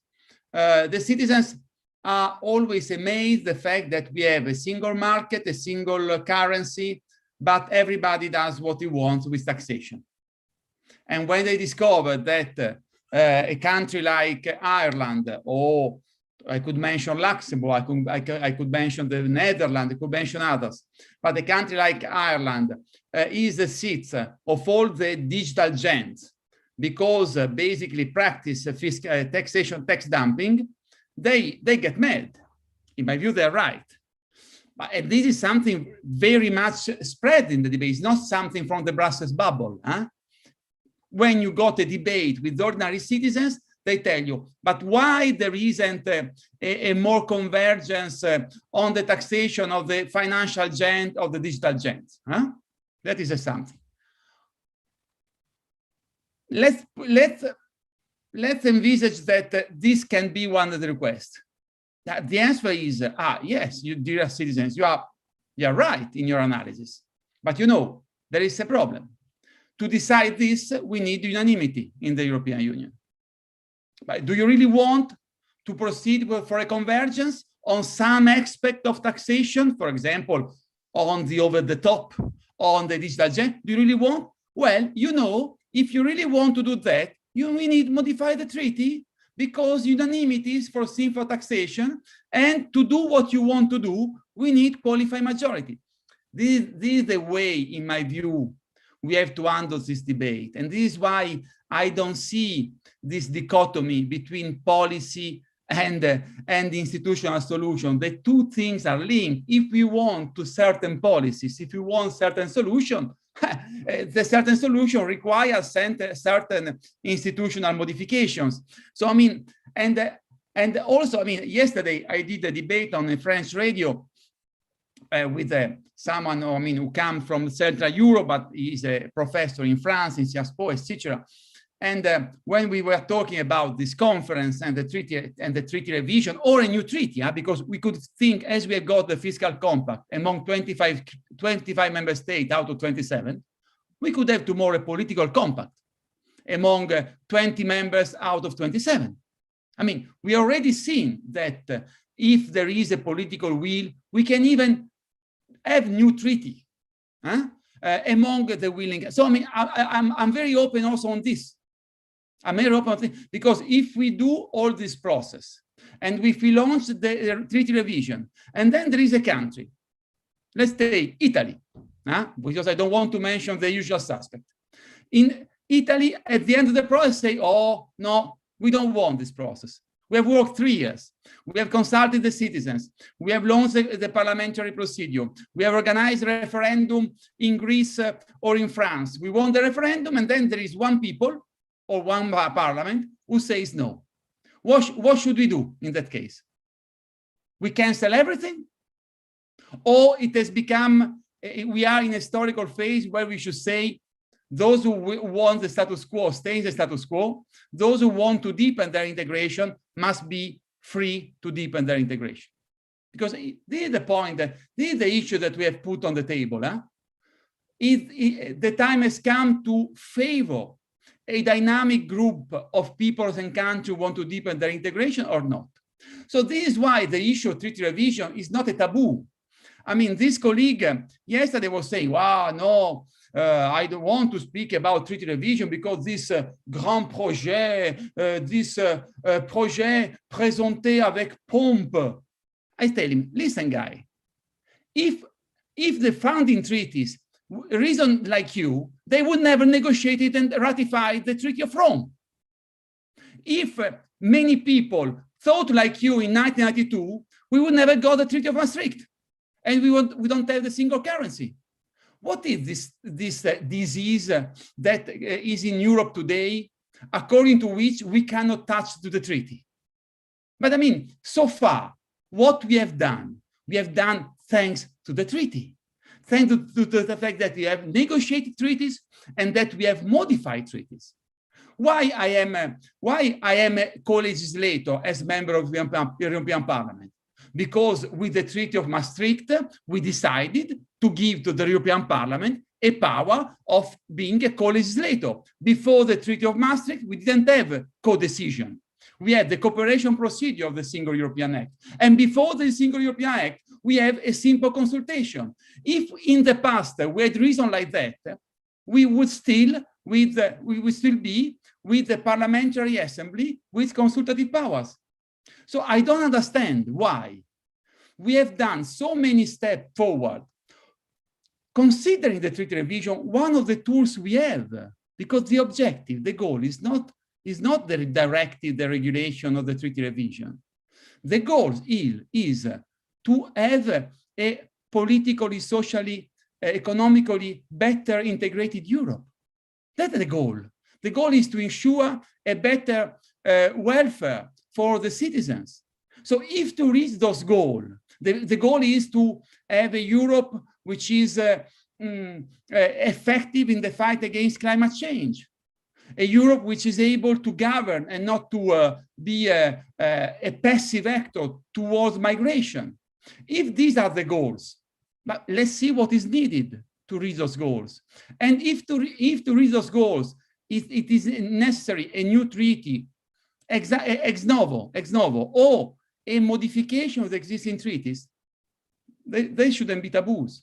And this is the kind of debate that we have to put again on the table in Europe, knowing that, in my view, and it would be my last point to answer to your question, knowing that more and more already today we have differentiated Europe. Huh? Look, I mean, 19 member states are in the Eurozone, 24 plus Norway and are in the Schengen area. So today already on important issue we are differentiated. I think that in the future we have to put into a new, more efficient political and institutional context this differentiation, this flexibility, and this Europe of free will and free choice. Thanks a lot.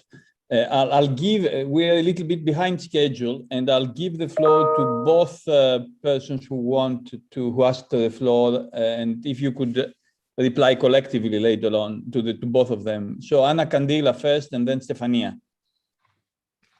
Hello, good afternoon. Many thanks for your presentation and your enthusiasm on the conference on the future of Europe. My question is, I'm not really convinced whether this is really a good idea or not at this point, and I'm really interested in hearing what you think about how people can be mobilized to really participate in this experiment.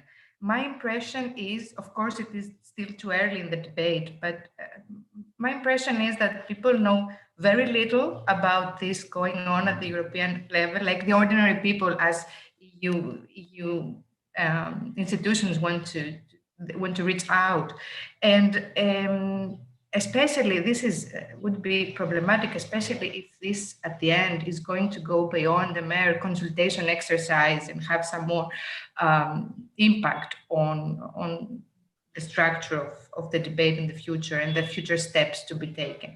So I was wondering if you have any information, knowledge on whether there are going to be any steps taken at the European level to engage national political parties, the media, to take the debate on the future of Europe back to the national constituencies and try to engage citizens to take part either officially in the platform or just engage in discussions about this. Because I think, at least in the Greek case, at least for the media, I don't think I've read a single article on this conference or hear any of the politicians, Greek politicians, talk about this in the media or in the Twitter accounts. So I'm just not sure what can be done. Thank you. The attention of Mrs. Kaliva. I have written an article in the journal Tanea. There are 1 month. 1 month ago. That's from Professor Stagos. Because of your question, you have not seen an article in the newspaper. So I look it up. Thank you. Stefania, please. Yes, so as far as I have understood from your speech, what we are trying to say is that in order to have better policies, we need to make the institutions more modern and effective, right? So my question is, what would you think would be a good way to incorporate the legitimacy into modernizing the institutions? For example, like, how can we know what people want for European Union? What has to be the means of legitimacy? Thank you. Mr. Gozzi? Okay, on the first question, no, I mean, I'm enthusiastic because I'm a strongly believer in Europe and I feel like a lucky man because I am doing now what I believe in. So don't take me for naive. Only I think that as I decided in the spirit of my life, having done 5 different jobs, to devote 24 hours per day to politics, I think that when you do politics, you have to believe in what you do. And I believe in what I do. But I wasn't naive and I wasn't optimistic about the conference. I am determined about the conference, which is different. Like I said, all the risks. And I say that many governments would like to limit the conference to an opinion poll at continental scale. I haven't said that what I told you is going to happen. I told you what I think it should happen. It's different. But I will fight if I am in the conference. I don't know if I will be one of the delegates to the conference. If I'll be one of the delegates to the conference, I will fight for what I told you today. Then how to mobilize? Well, I mean, once again, there isn't one single question. I insisted on the fact that the conference is a process. I mean, there is a plenary, which is going to meet regularly, but the conference, if it wants to be useful, must be a process. And this process must be developed at different level. I mean, it is necessary that the mayors of the cities, or at least of the big cities, participate to this debate. It is important that the municipal council, the regional parliament, the national parliament organize debate. It is necessary that the political forces tell what they expect, each of them, what they expect from this debate on Europe. It is important that the civil societies organize initiative. And the digital platform is not a little toy for the happy few, must become a real mass instrument. And after all, unfortunately, we all got used to debate through Zoom, through digital platform because of COVID. So I mean, today, to tell also to the big part of the public opinion that they can participate, they can organize events. This event they are doing today, we can do it on the digital platform. So next time, let's do it on the digital platform on the conference. Digital platform is open to each of us. A debate like the one we are doing today, tomorrow we can do it, if we want, on the digital platform of the future of Europe. That means that what we're saying is recorded, evaluated, and listened by those who are interested all over Europe. And we can do it in Greek, in Italian, in Estonian, in Spanish, because the platform is, of course, multilingual, fully multilingual. So, I mean, from this perspective, there aren't obstacles. What is the problem? That we must people know that the platform exists. And this is a commitment that the European institutions have taken. This is a commitment also that the member states have taken, because the member state, when they have given the green light to the launch of the conference, they also committed themselves to elaborate also national program of information and debate. So each member state is committed to promote initiative. And in my experience, what I did when I was a Europe minister in Italy during the Italian presidency of the Council of the European Union in 2014, the first thing that I did, I went to see the director of RAI, which is the public TV service in Italy, and I asked them, of course, in the full respect of their autonomy, please try to focus very much on Europe in this Italian semester. And we had debate, we had the documentary, we had, services on culture, on music. I mean, I hope, and I saw that in France they have started already. Yes, that in France they were, for the first time, prime time on France 2, there was an old reportage, 2 hours, on how behind the scene the Green New Deal was negotiated by the European Council. Very interesting.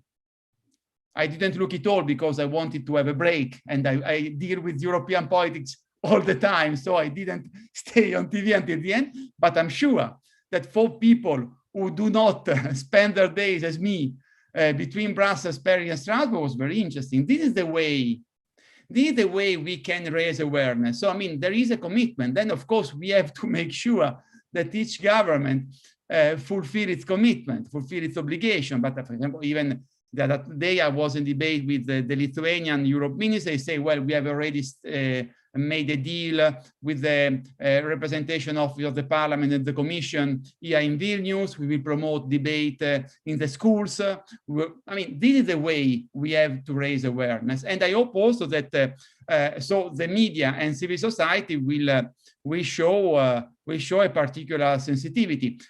We are at the very beginning. I mean, very few people know about the conference now. But I mean, let's see after the launch of Sunday, and let's see how we can favor a wide debate. There are risks because, after all, even the convention in 2003, the one of Giscard d'Estaing, was supposed to make the difference in terms of civil society participation, and in fact, it didn't. This time, we are in another historical phase. We are more ambitious, but I mean, it is a bet. As I said at the beginning of my speech, it is a bet. It is not a certainty. Legitimacy, Stefania. Well, I mean, I thought I was pretty clear about that. I mean, the issue of legitimacy is linked, in my view, to the necessity of put fleshing on the bones of democracy today. And I indicated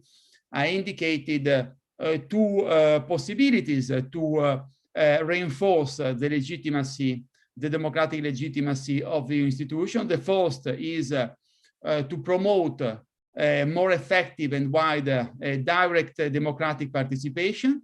And the conference is one of these. We have to simplify the European Citizens Initiative. We have to make better known that 1 million citizens around Europe could propose a legislative initiative. I say that it is impossible. We have to promote a debate at European level. We have to promote transnational debate. We have to get out of the national boundaries of politics.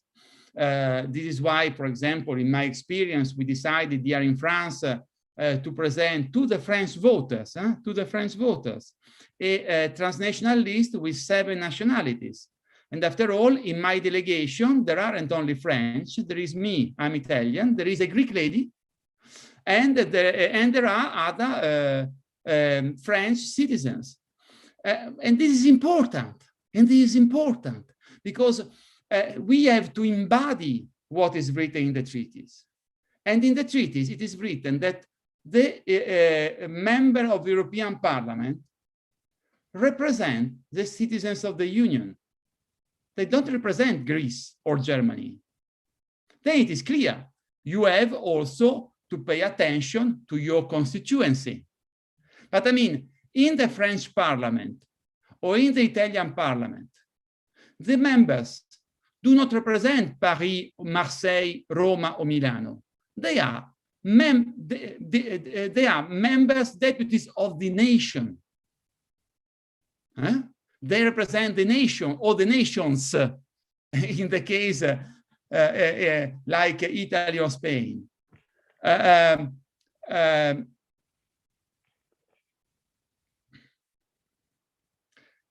So, I mean, and in the case of the European Parliament, according to the treaty, the citizens represent the citizens of the Union.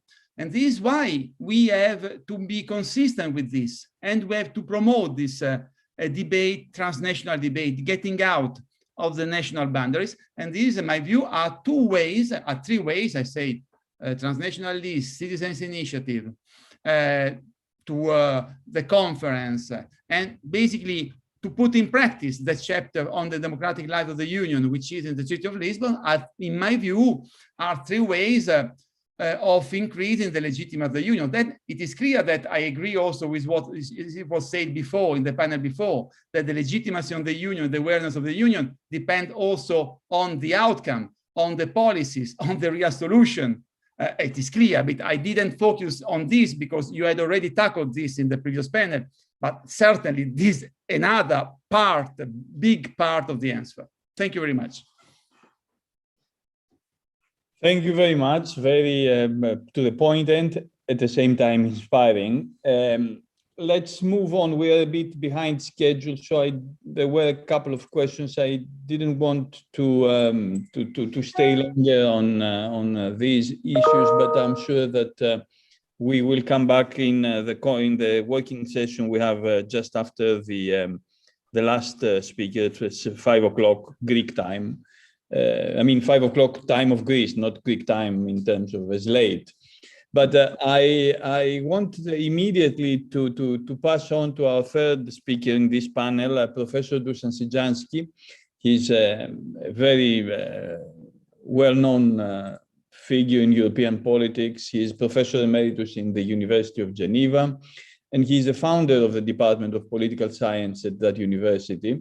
Has been working very closely with Denis de Rougemont for 30 years. He has been an advisor to the President of the European Commission between 2004 and 2015. And he's currently co-chairing the European Cultural Center and is a member of the board of the Lancis International Foundation. He has, his major work has been published in 2000 with the title The Federal Future of Europe, and has an introductory note by Jacques Delors, among others. And he has, the University of Geneva has paid tribute to him in 2016 by creating the Dusan Sidzansky Center of Excellence in European Studies within the Global Studies Institute of the university. You heard him in the very beginning. He's a very fluent speaker of Greek, but he will speak in English in this session.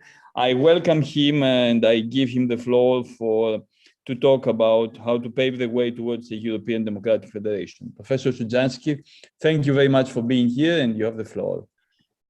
Yes, thank you so much. I am very glad after hearing the debate. And now I would like to concentrate on the problem of political aspect of the European integration. We missed in '54 an opportunity to create as a small federation with the defense community, European defense community. And this was done by France, unfortunately also by de Gaulle. This is, in my view, a great mistake, because he wanted to veto in some way the renew army, German army, and in fact he created an independent German army, which was supported especially by Americans. This is the point.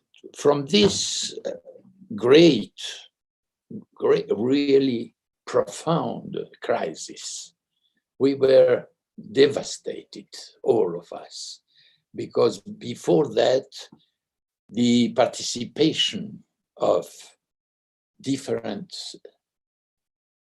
citizens was very, very active, very intense.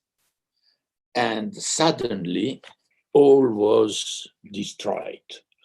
From this moment, the European Union and political union was a taboo, become a taboo.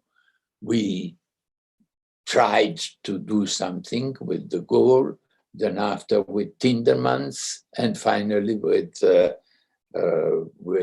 Spinelli also at the European Parliament. And nothing was done, in fact. The first obstacle we had and the first challenge we had was Yugoslavia.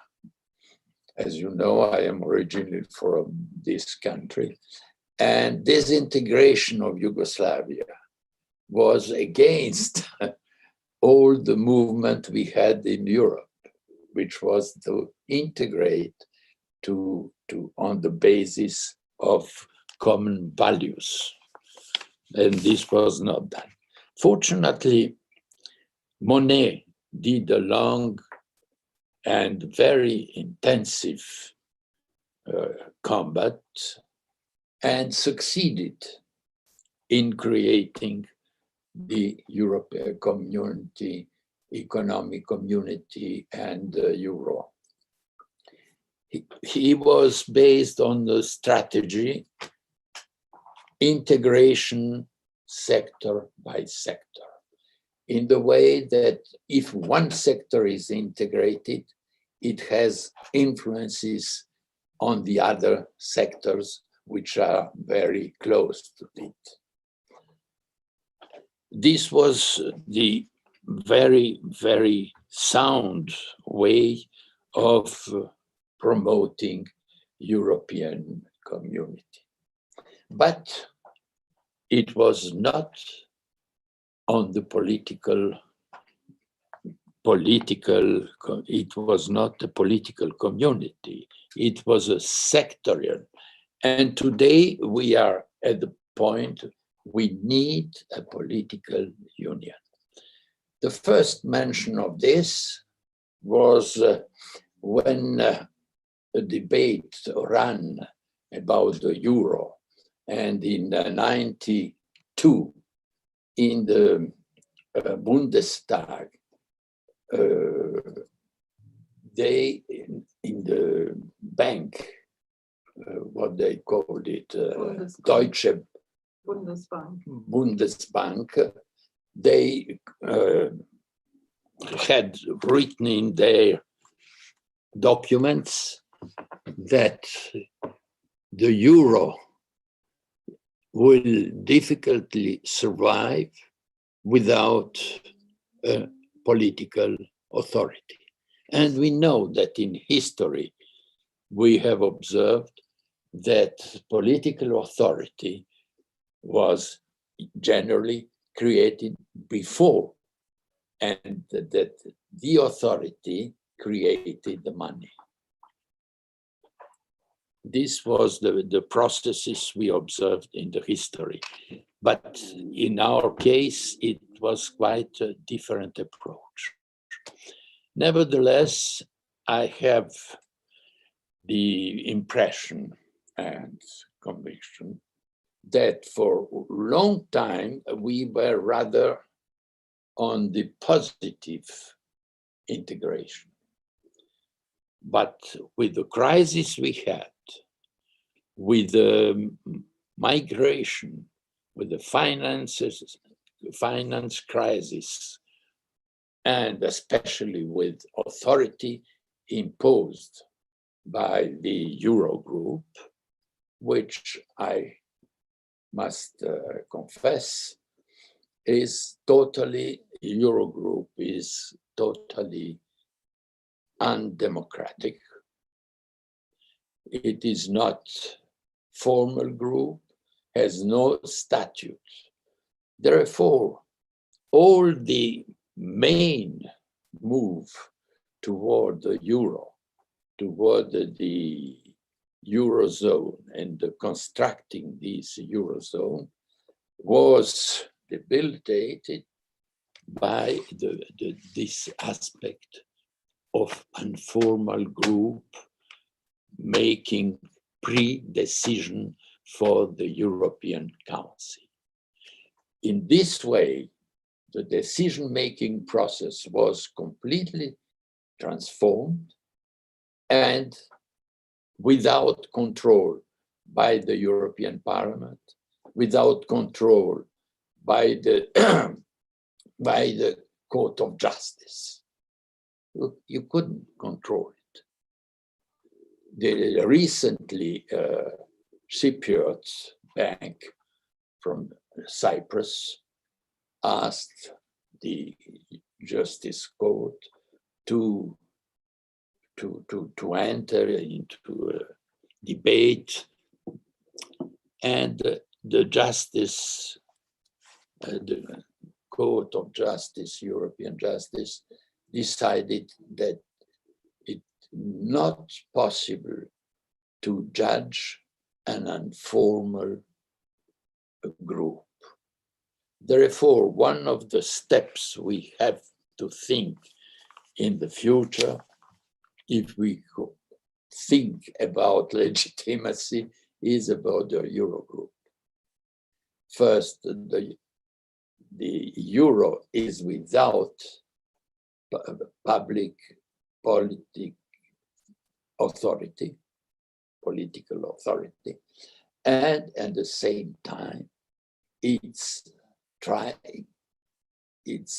process was completely changed.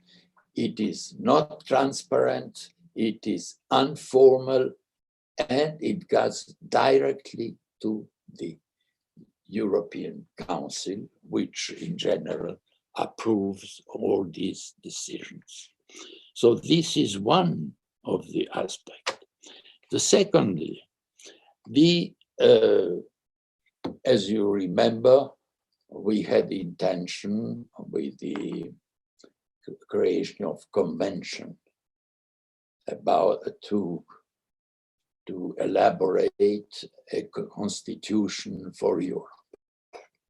It was under the presidency of Giscard d'Estaing, ex-French president.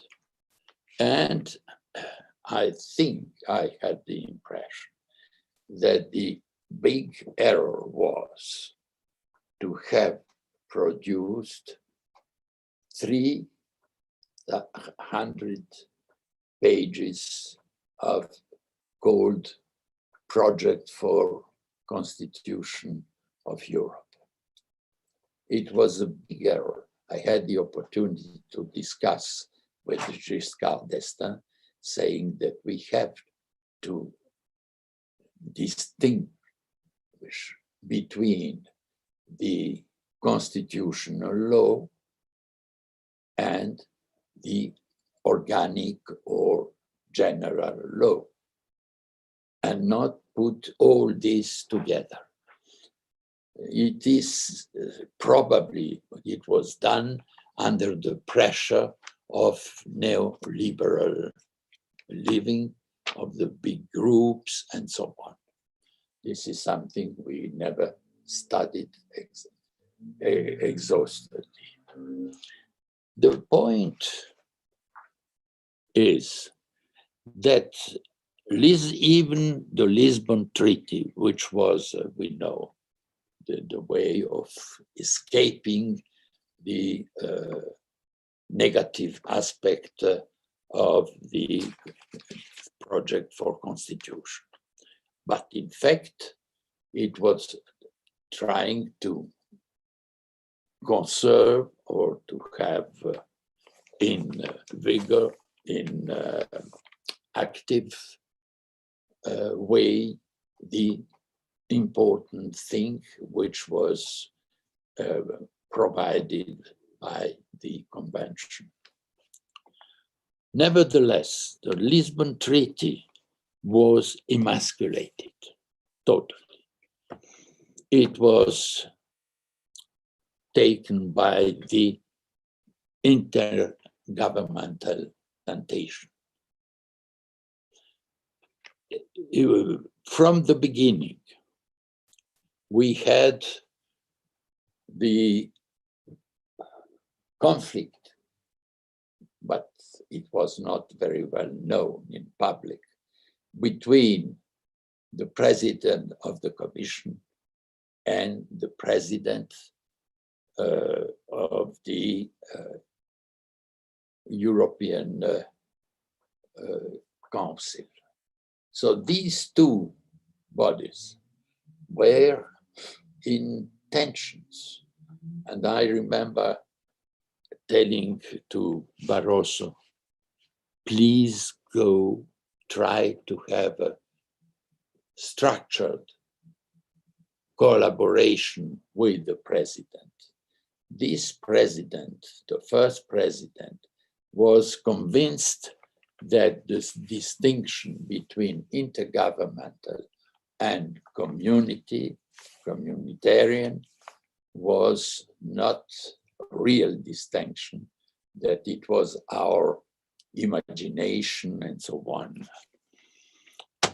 This is one of the main problems we had.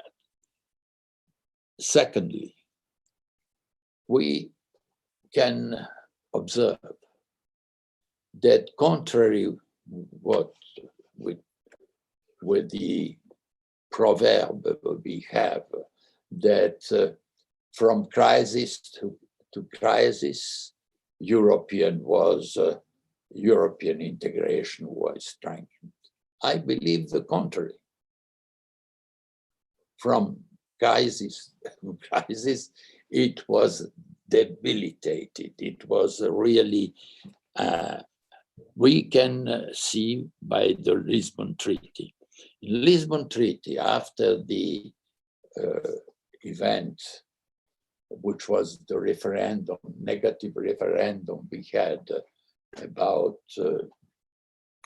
the problem in Ireland, the ratification, we conceded then that European Commission will be the Commission of all member states.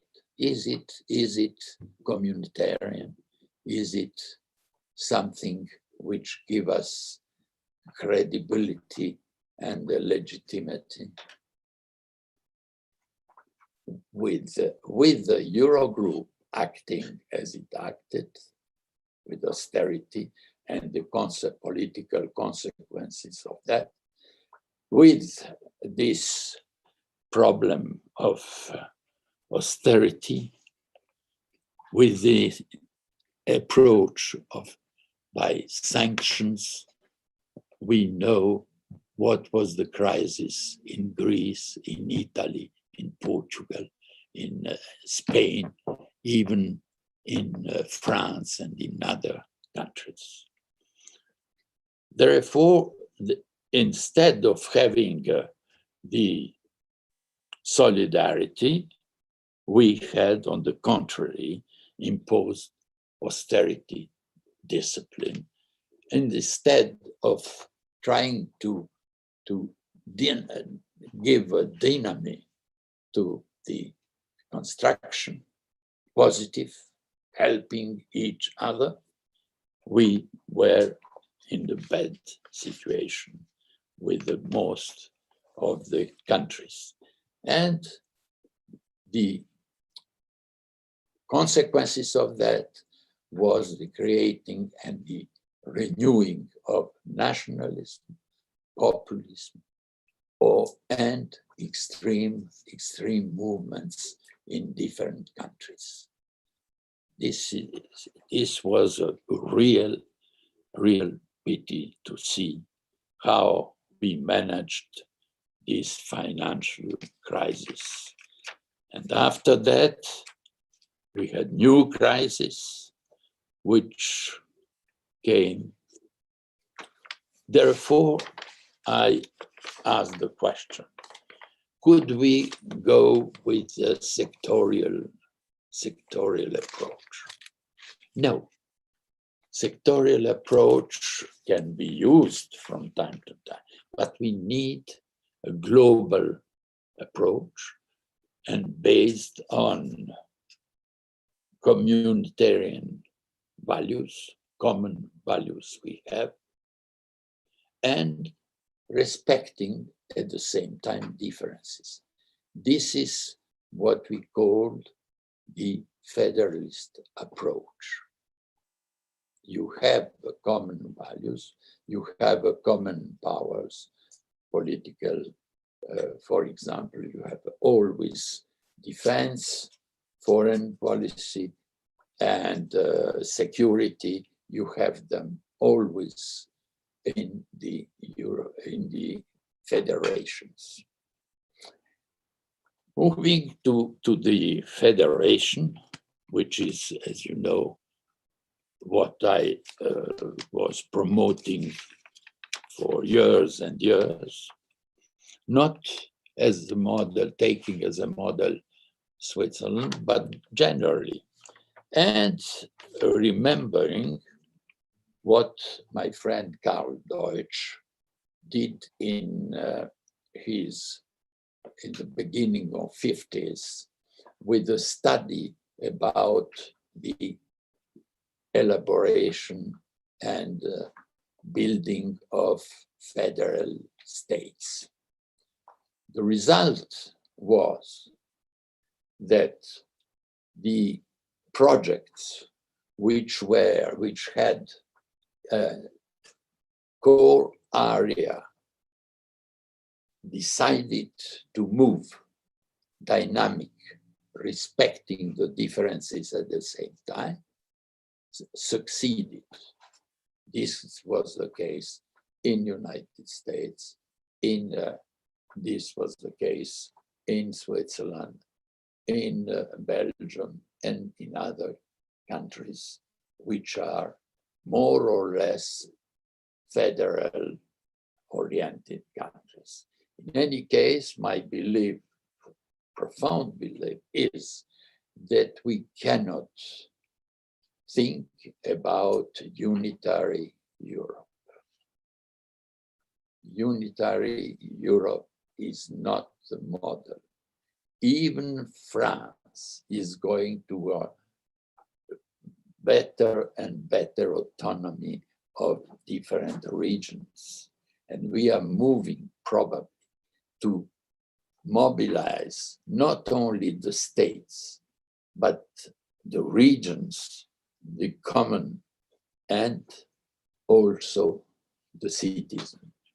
In fact, what we did with the euro, which is a big success internationally speaking, and for the unique market we have, the biggest market in the world, but we don't use this immense power we have in economy and in finance now with the euro.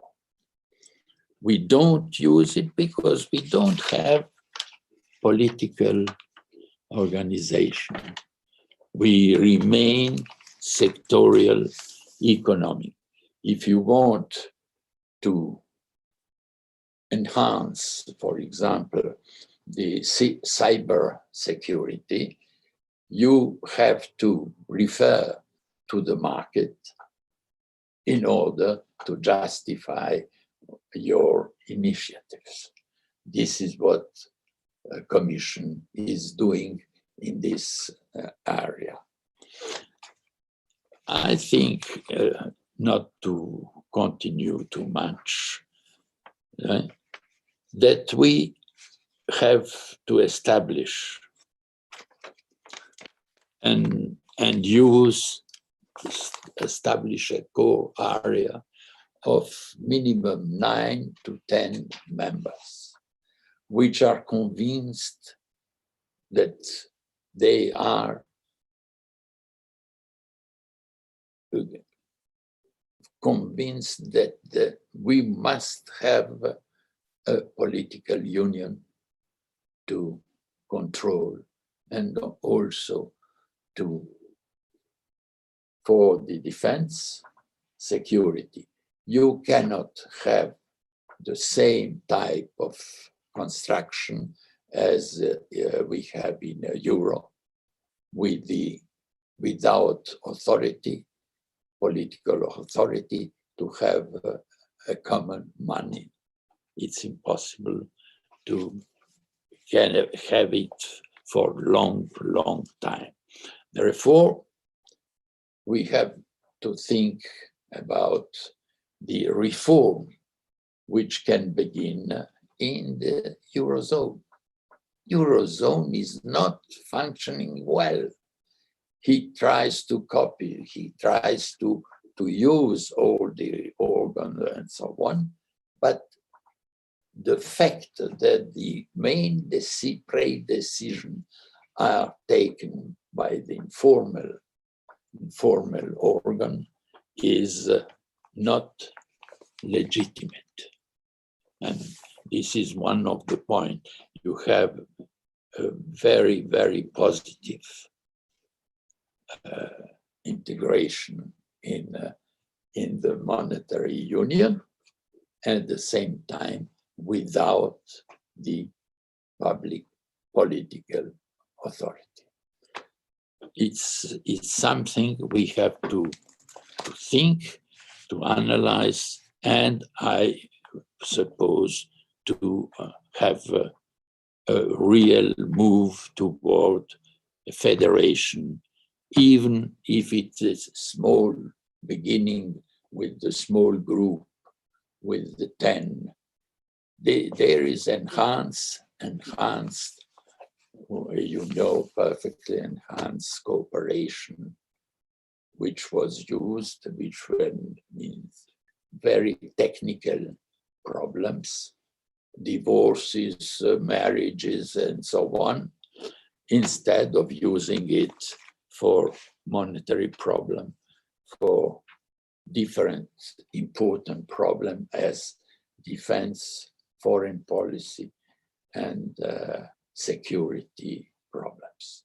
All these problems must be under control of political authority, and as well as our control by the Court of Justice. We have today more and more challenges. Our challenges is that we have inside the Europe differences in regimes, in organizations. We have more or less true democracies on West, but we have also many regimes which are authoritarian, like this one in the case of Hungary, in Poland, and probably in many other countries, is a very, very dubious democracy we have. So we have to speak about that. We have to clear the situation.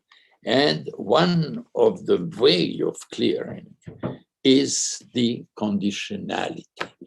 The conditionality was used for the external relations of Europe, but not internal.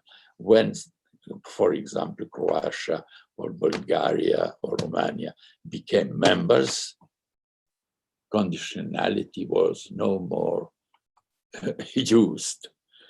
But this is the moment when we now are beginning to come back to the conditionality about the planning after the pandemic we have.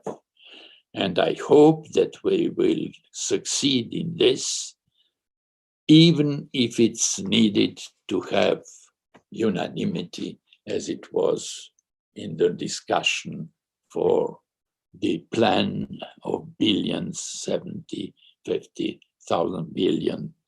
It is a big move which was proposed at the beginning of the financial crisis by Jacques Delors, Pessoa, and many other economists who proposed to have Eurobonds to give a dynamic move into the different countries. For example, in Greece. In Greece, it was a real catastrophe with the crisis. I am wondering if Greece has still a strong medium class with properties, little properties, and so on. It was a possibility when I was in Greece to buy something at this moment. I refused because in general, it was somebody who was obliged to deliver, to give his properties, to sell them. So it is much more profound, what happened during the financial crisis between Greek people and German people in media, through media. My conclusion is very simple. We need this authority, even if it's limited to 10 member states who are democracy and willing to go to the political integration. Secondly, we need federalism because of our culture. We have common culture, common values, and we have also differences, which is our richness in Europe. But the differences remaining inside the regime of democratic regime. Somebody mentioned the case of in America, Latin America, of the integration. I have been there studying this integration. They were based, all of that, on the functioning. This is the approach. New functioning approach was the approach in Latin America because they, for example, in the Andean group, they have different regimes.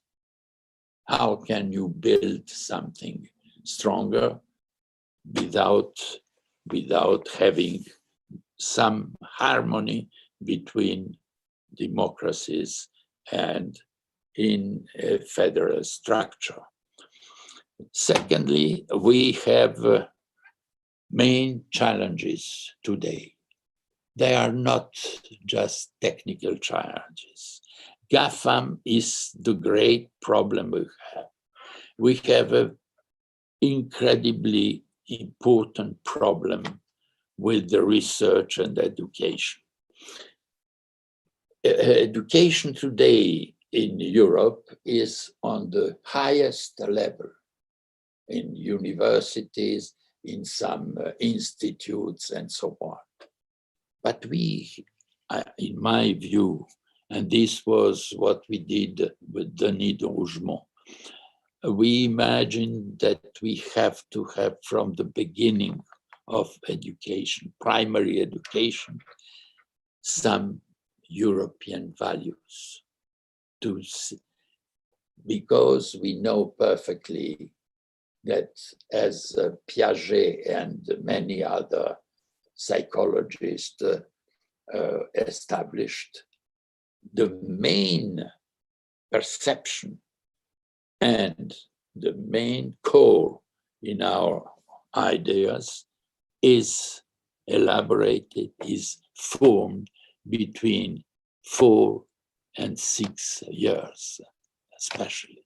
This is not very visible, but we know this is what permitted to create France, the education.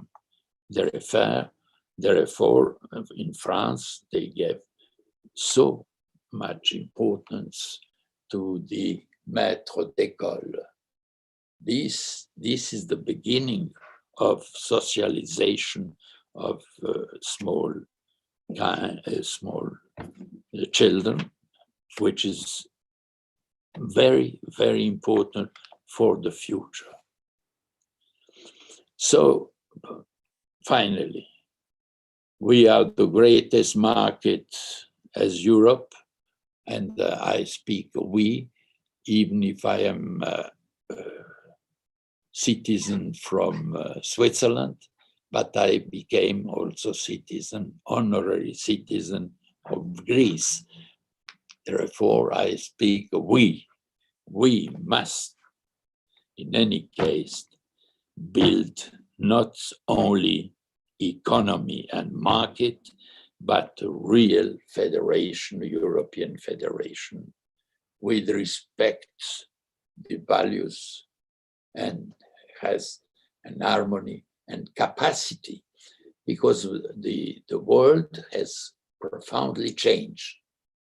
And we, from the domination of United States, we are now in the combination of various powers, great powers, being US, China, Russia, India, and so on, Brazil, and so on. They are coming up. We have to be also a power, not only, and to being power is to create a federation which has sovereign aspects, which has sovereign powers also, and not only economic, which are, of course, very important. This is my observation in general. Thank you for giving me the opportunity to speak. I was prepared to do it in Greek, but I haven't had time to do it quickly. We will have you next time in Greece to talk in Greek. How goes it? Speak Greek to the Greeks and barbarian to the barbarians, said St. Paul. Thank you very much. A very, very deep and very profound and very explicative also presentation. We are a bit behind schedule, so I would like to aggregate questions that they are so that we can have them all together. Who would like to ask a question? I mean, there are many issues that have been, George Kolivas first and Stefania later on, and Stelios as a third. Giorgo. Again, I think we can hear you. Yes, can you hear me? Yes, yeah? now yes. Yeah. Hello, Dusan. It's a great pleasure to see you from distance on this occasion. And I would like to ask you, on the basis of your wisdom and experience, would that be a realistic perspective in your view to have a reinforced cooperation, or even a new treaty uniting, for example, France, Italy, Greece, Portugal, Spain, and whoever, Austria, with the current government, united in the field of defense, external relations, security, and migration management. Yeah. Given the fact that so far, when Germany does not want to join something, it does not happen in the European Union. Do you think that such a perspective would have any possibility to happen? Thank you. Yeah, I think we have to try it at least, and we must move to this direction. Why? Because we cannot engage 27 states to accept political union. We tried. We are different in regimes, in policies, and so on. We are now pressing them with conditionality, which is a very important problem. But I believe that enhanced cooperation can be used. We need for this unanimous vote before approval of this. Therefore, I prefer to have enhanced cooperation to remain from the beginning inside the European Union and to be a small, advanced, progressing unit in the European Union, which will be open to other members if they can observe the discipline or observe the values and so on, respect each other as we believe democracy is built, and the federation in the future. Because we have to construct the federation. We have the approach, we have the experiences, but we don't have to just take one experience and say, for example, Switzerland is model for the Europe. No, it's not possible. Even United States is model. No, I refuse this modeling because the conditions are so different, and the dimension and the responsibility are totally different. So you cannot. Therefore, I believe if we don't have unanimous vote approving a creation of the core area, dynamic, democratic, having political powers, as you mentioned in your question. So if we don't have a unanimous vote, we can do it outside, as was done during the financial crisis. We had provided no institution to handle the crisis, and even the Commission was not entitled totally to handle it. The crisis, as demonstrated, had political effects in different countries. So we can go out and put in our treaty that after 3 or 5 years, we have to make a sort of conclusion or to analysis of the results, and that we have to move inside the European Union to provide this capacity to other members. This is, therefore, I prefer if we can use the enhanced cooperation, which is provided by the treaty. Thank you. Stefania and Stelios together so that we can combine the two questions with one answer. Stefania first. Yes. First of all, I would like to say that because we come from the same country, I completely understood what you were saying about Yugoslavia and how it influenced Europe in some way in the beginning. And I also would like to focus on two things. The first thing is about the political authority of some countries that you suggested with 10 countries, for example. How could we do that efficiently without the danger of countries that are excluded to further turn away from European Union? And the second question is about education. Should we try to write common books about history and education inside European Union? That's what I wanted to ask.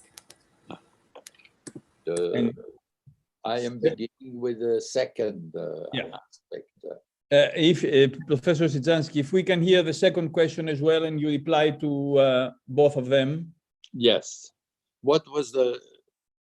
Stelios. Can I start? Thank you, Mr. Professor Papageorgiou. Thank you, Professor Sidzansky, for this really interesting speech.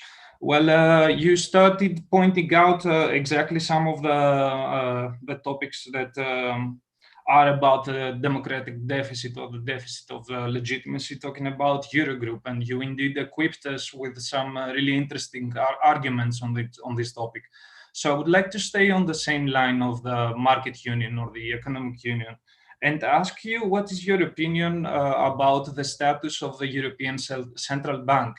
I mean that member states have abandoned their right to issue money, to have their own currency, and this has many implications on economic policy, on long-term social policy, and many things that are indeed on the political realm.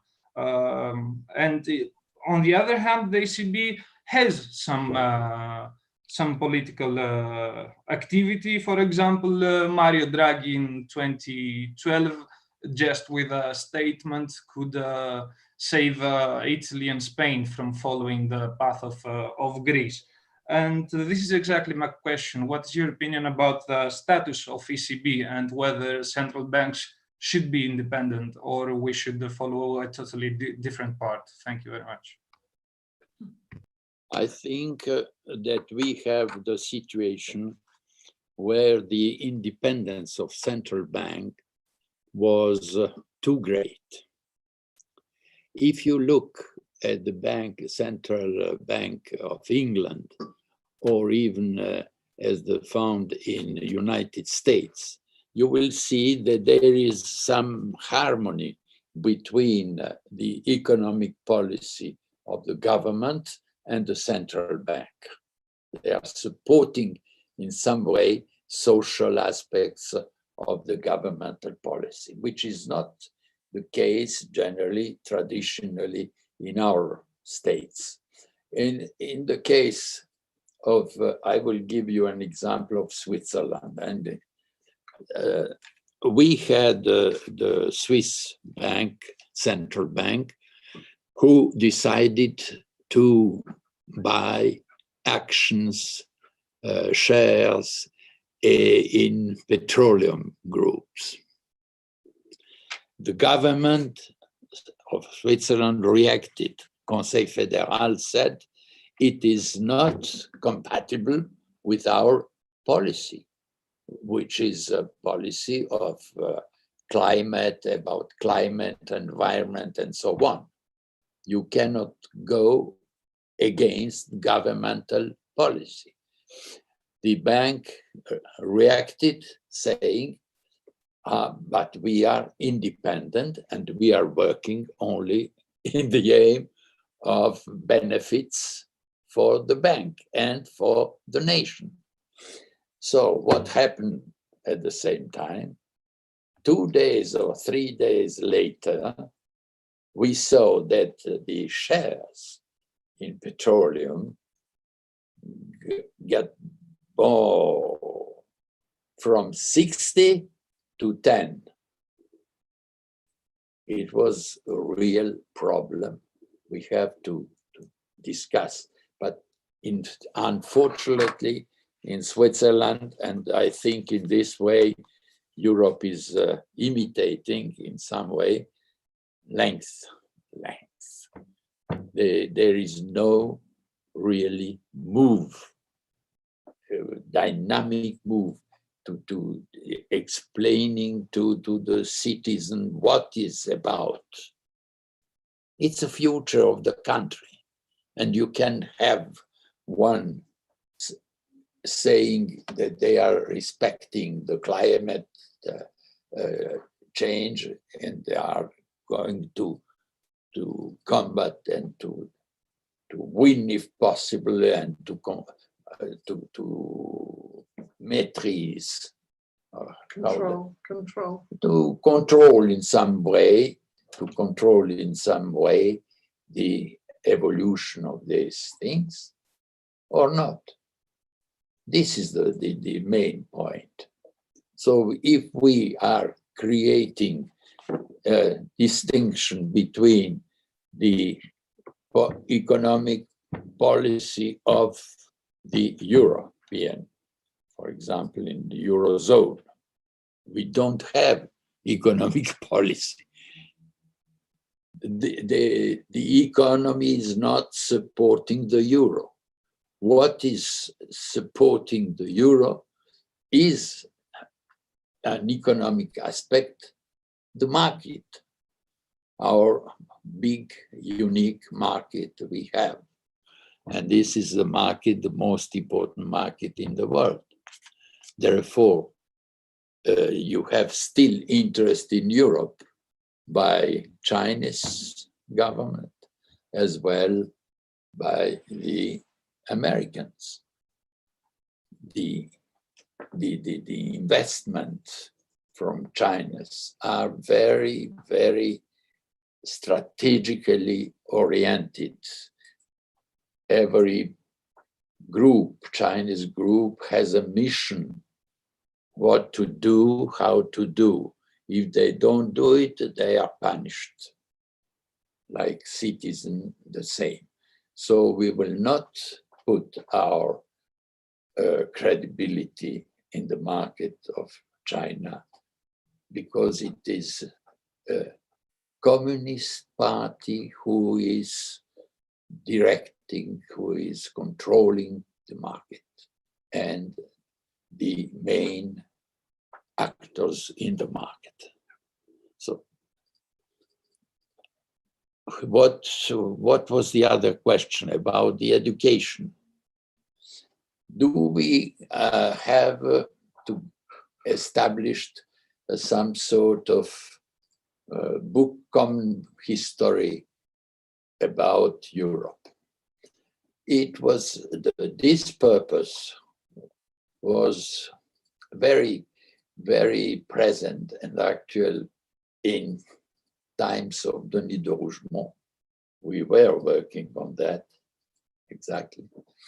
But we had to respect also the differences. Environment are not the same. They have the same fundamental values, but is not the same. And history must not be changed. I will give you an example. In the 60s, I remember very well that the European Commission issued a book about the history of integration. And the history of integration was beginning with the SICA, the steel and carbon community. This was the history. This is a false history. It's not history. History, European idea begins with Greece already, is coming to other countries. Rome was one of the imperium, European imperium. Then you had others imperiums in Europe, and we have to be very, very sincere with our good and bad thing we did in the history. So you see today the impact that the Commonwealth has still to the spirit of the UK government. It's incredible. They believe that they are still in the imperium or something very close, which is not the case. Everybody's, all those states are working for their interests, respecting the crown, but nevertheless, the interests are different. You cannot count on the same line in India and in the UK. Have I answered your question, or is it still somebody or some question aspect I forgot?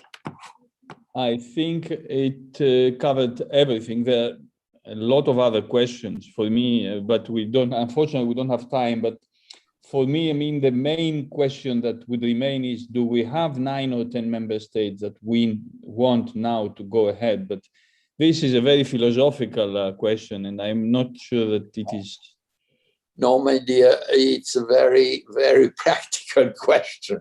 We have we have begun to make some sort of inquiry about that, to know if we have, and therefore I am in the direct contact with Macron and his Minister for Europe as well, and I hope to come to Greece to see the government, Greek government, and many friends of different parties also, not so only or majority, and to discuss this problem. We have to do it. Otherwise, we will, if everybody thinks it's a very good business to give the Piraeus, to give it to China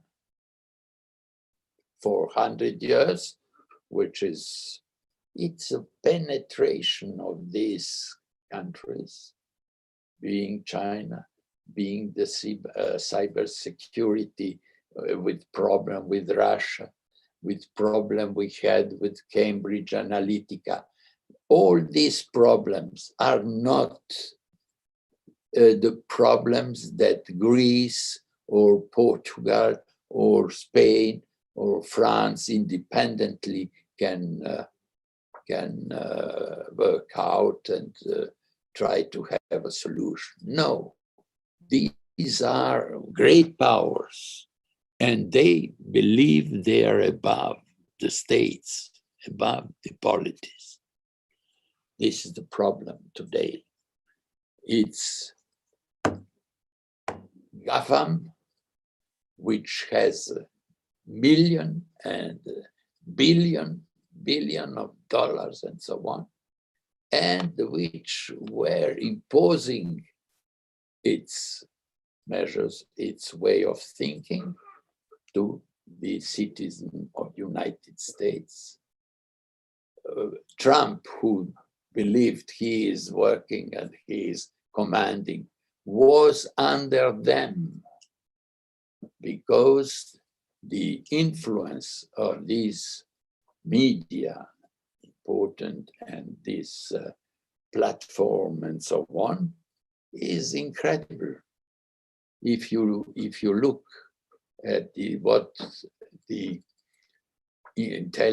artificial intelligence did in some cases, it's important, but it's also the influence on our mind.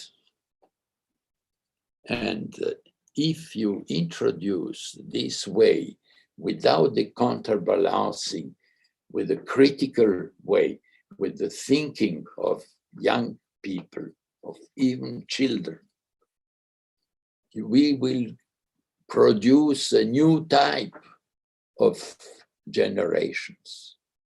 And this is what Europe has to handle, not small countries, not even big European countries, Germany or France. Or therefore, in my experience, personal experience, I am so European. I believe that we have to do it. We did many errors, as I mentioned, because we are declining in some way.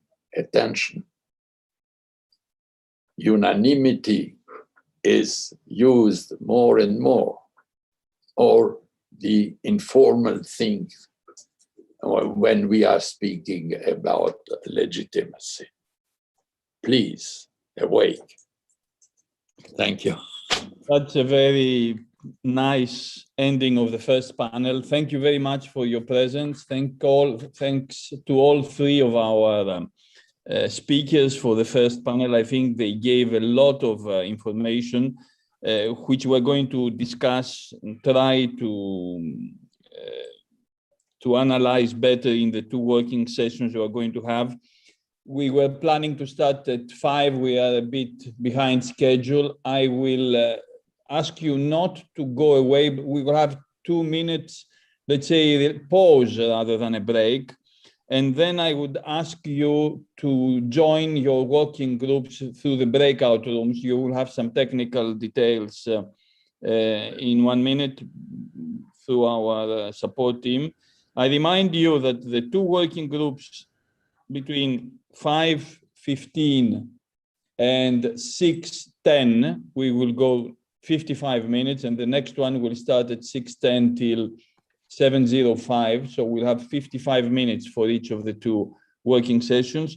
One is building a European public space and the role of the conference on the future of Europe. And the second one is building a European public space on the role of the European political parties. Working Group 1 is coordinated by Yorgos Emanuel, who is the General Director of the Ministry of Interior, Macedonia, Thrace. And the second one is coordinated by Eftichia Teperoglu, who is Professor in the Department of Political Sciences here at the Aristotle University of Thessaloniki. So a few words by our support team on how to join the two breakout rooms, and start moving there, and we'll start in about 2 minutes in the working groups. May I add that I will send you the book Gozzi wrote in English and in French, and I will send you nevertheless all our publication of the Center of Excellency at the University of Geneva. That's extremely precious and desirable. Thank you, Professor Brzezinski. Thank you. So the working groups are now open. You may choose the working group be in the breakout rooms. So I think that a notification should be on your screens now, and you may move to the working group you have informed us on the form. However, if you have technical issues, please remain in the main session and we will assign you to the respective working group. Right, thanks a lot. So start joining the groups and we'll see you in 1 or 2 minutes.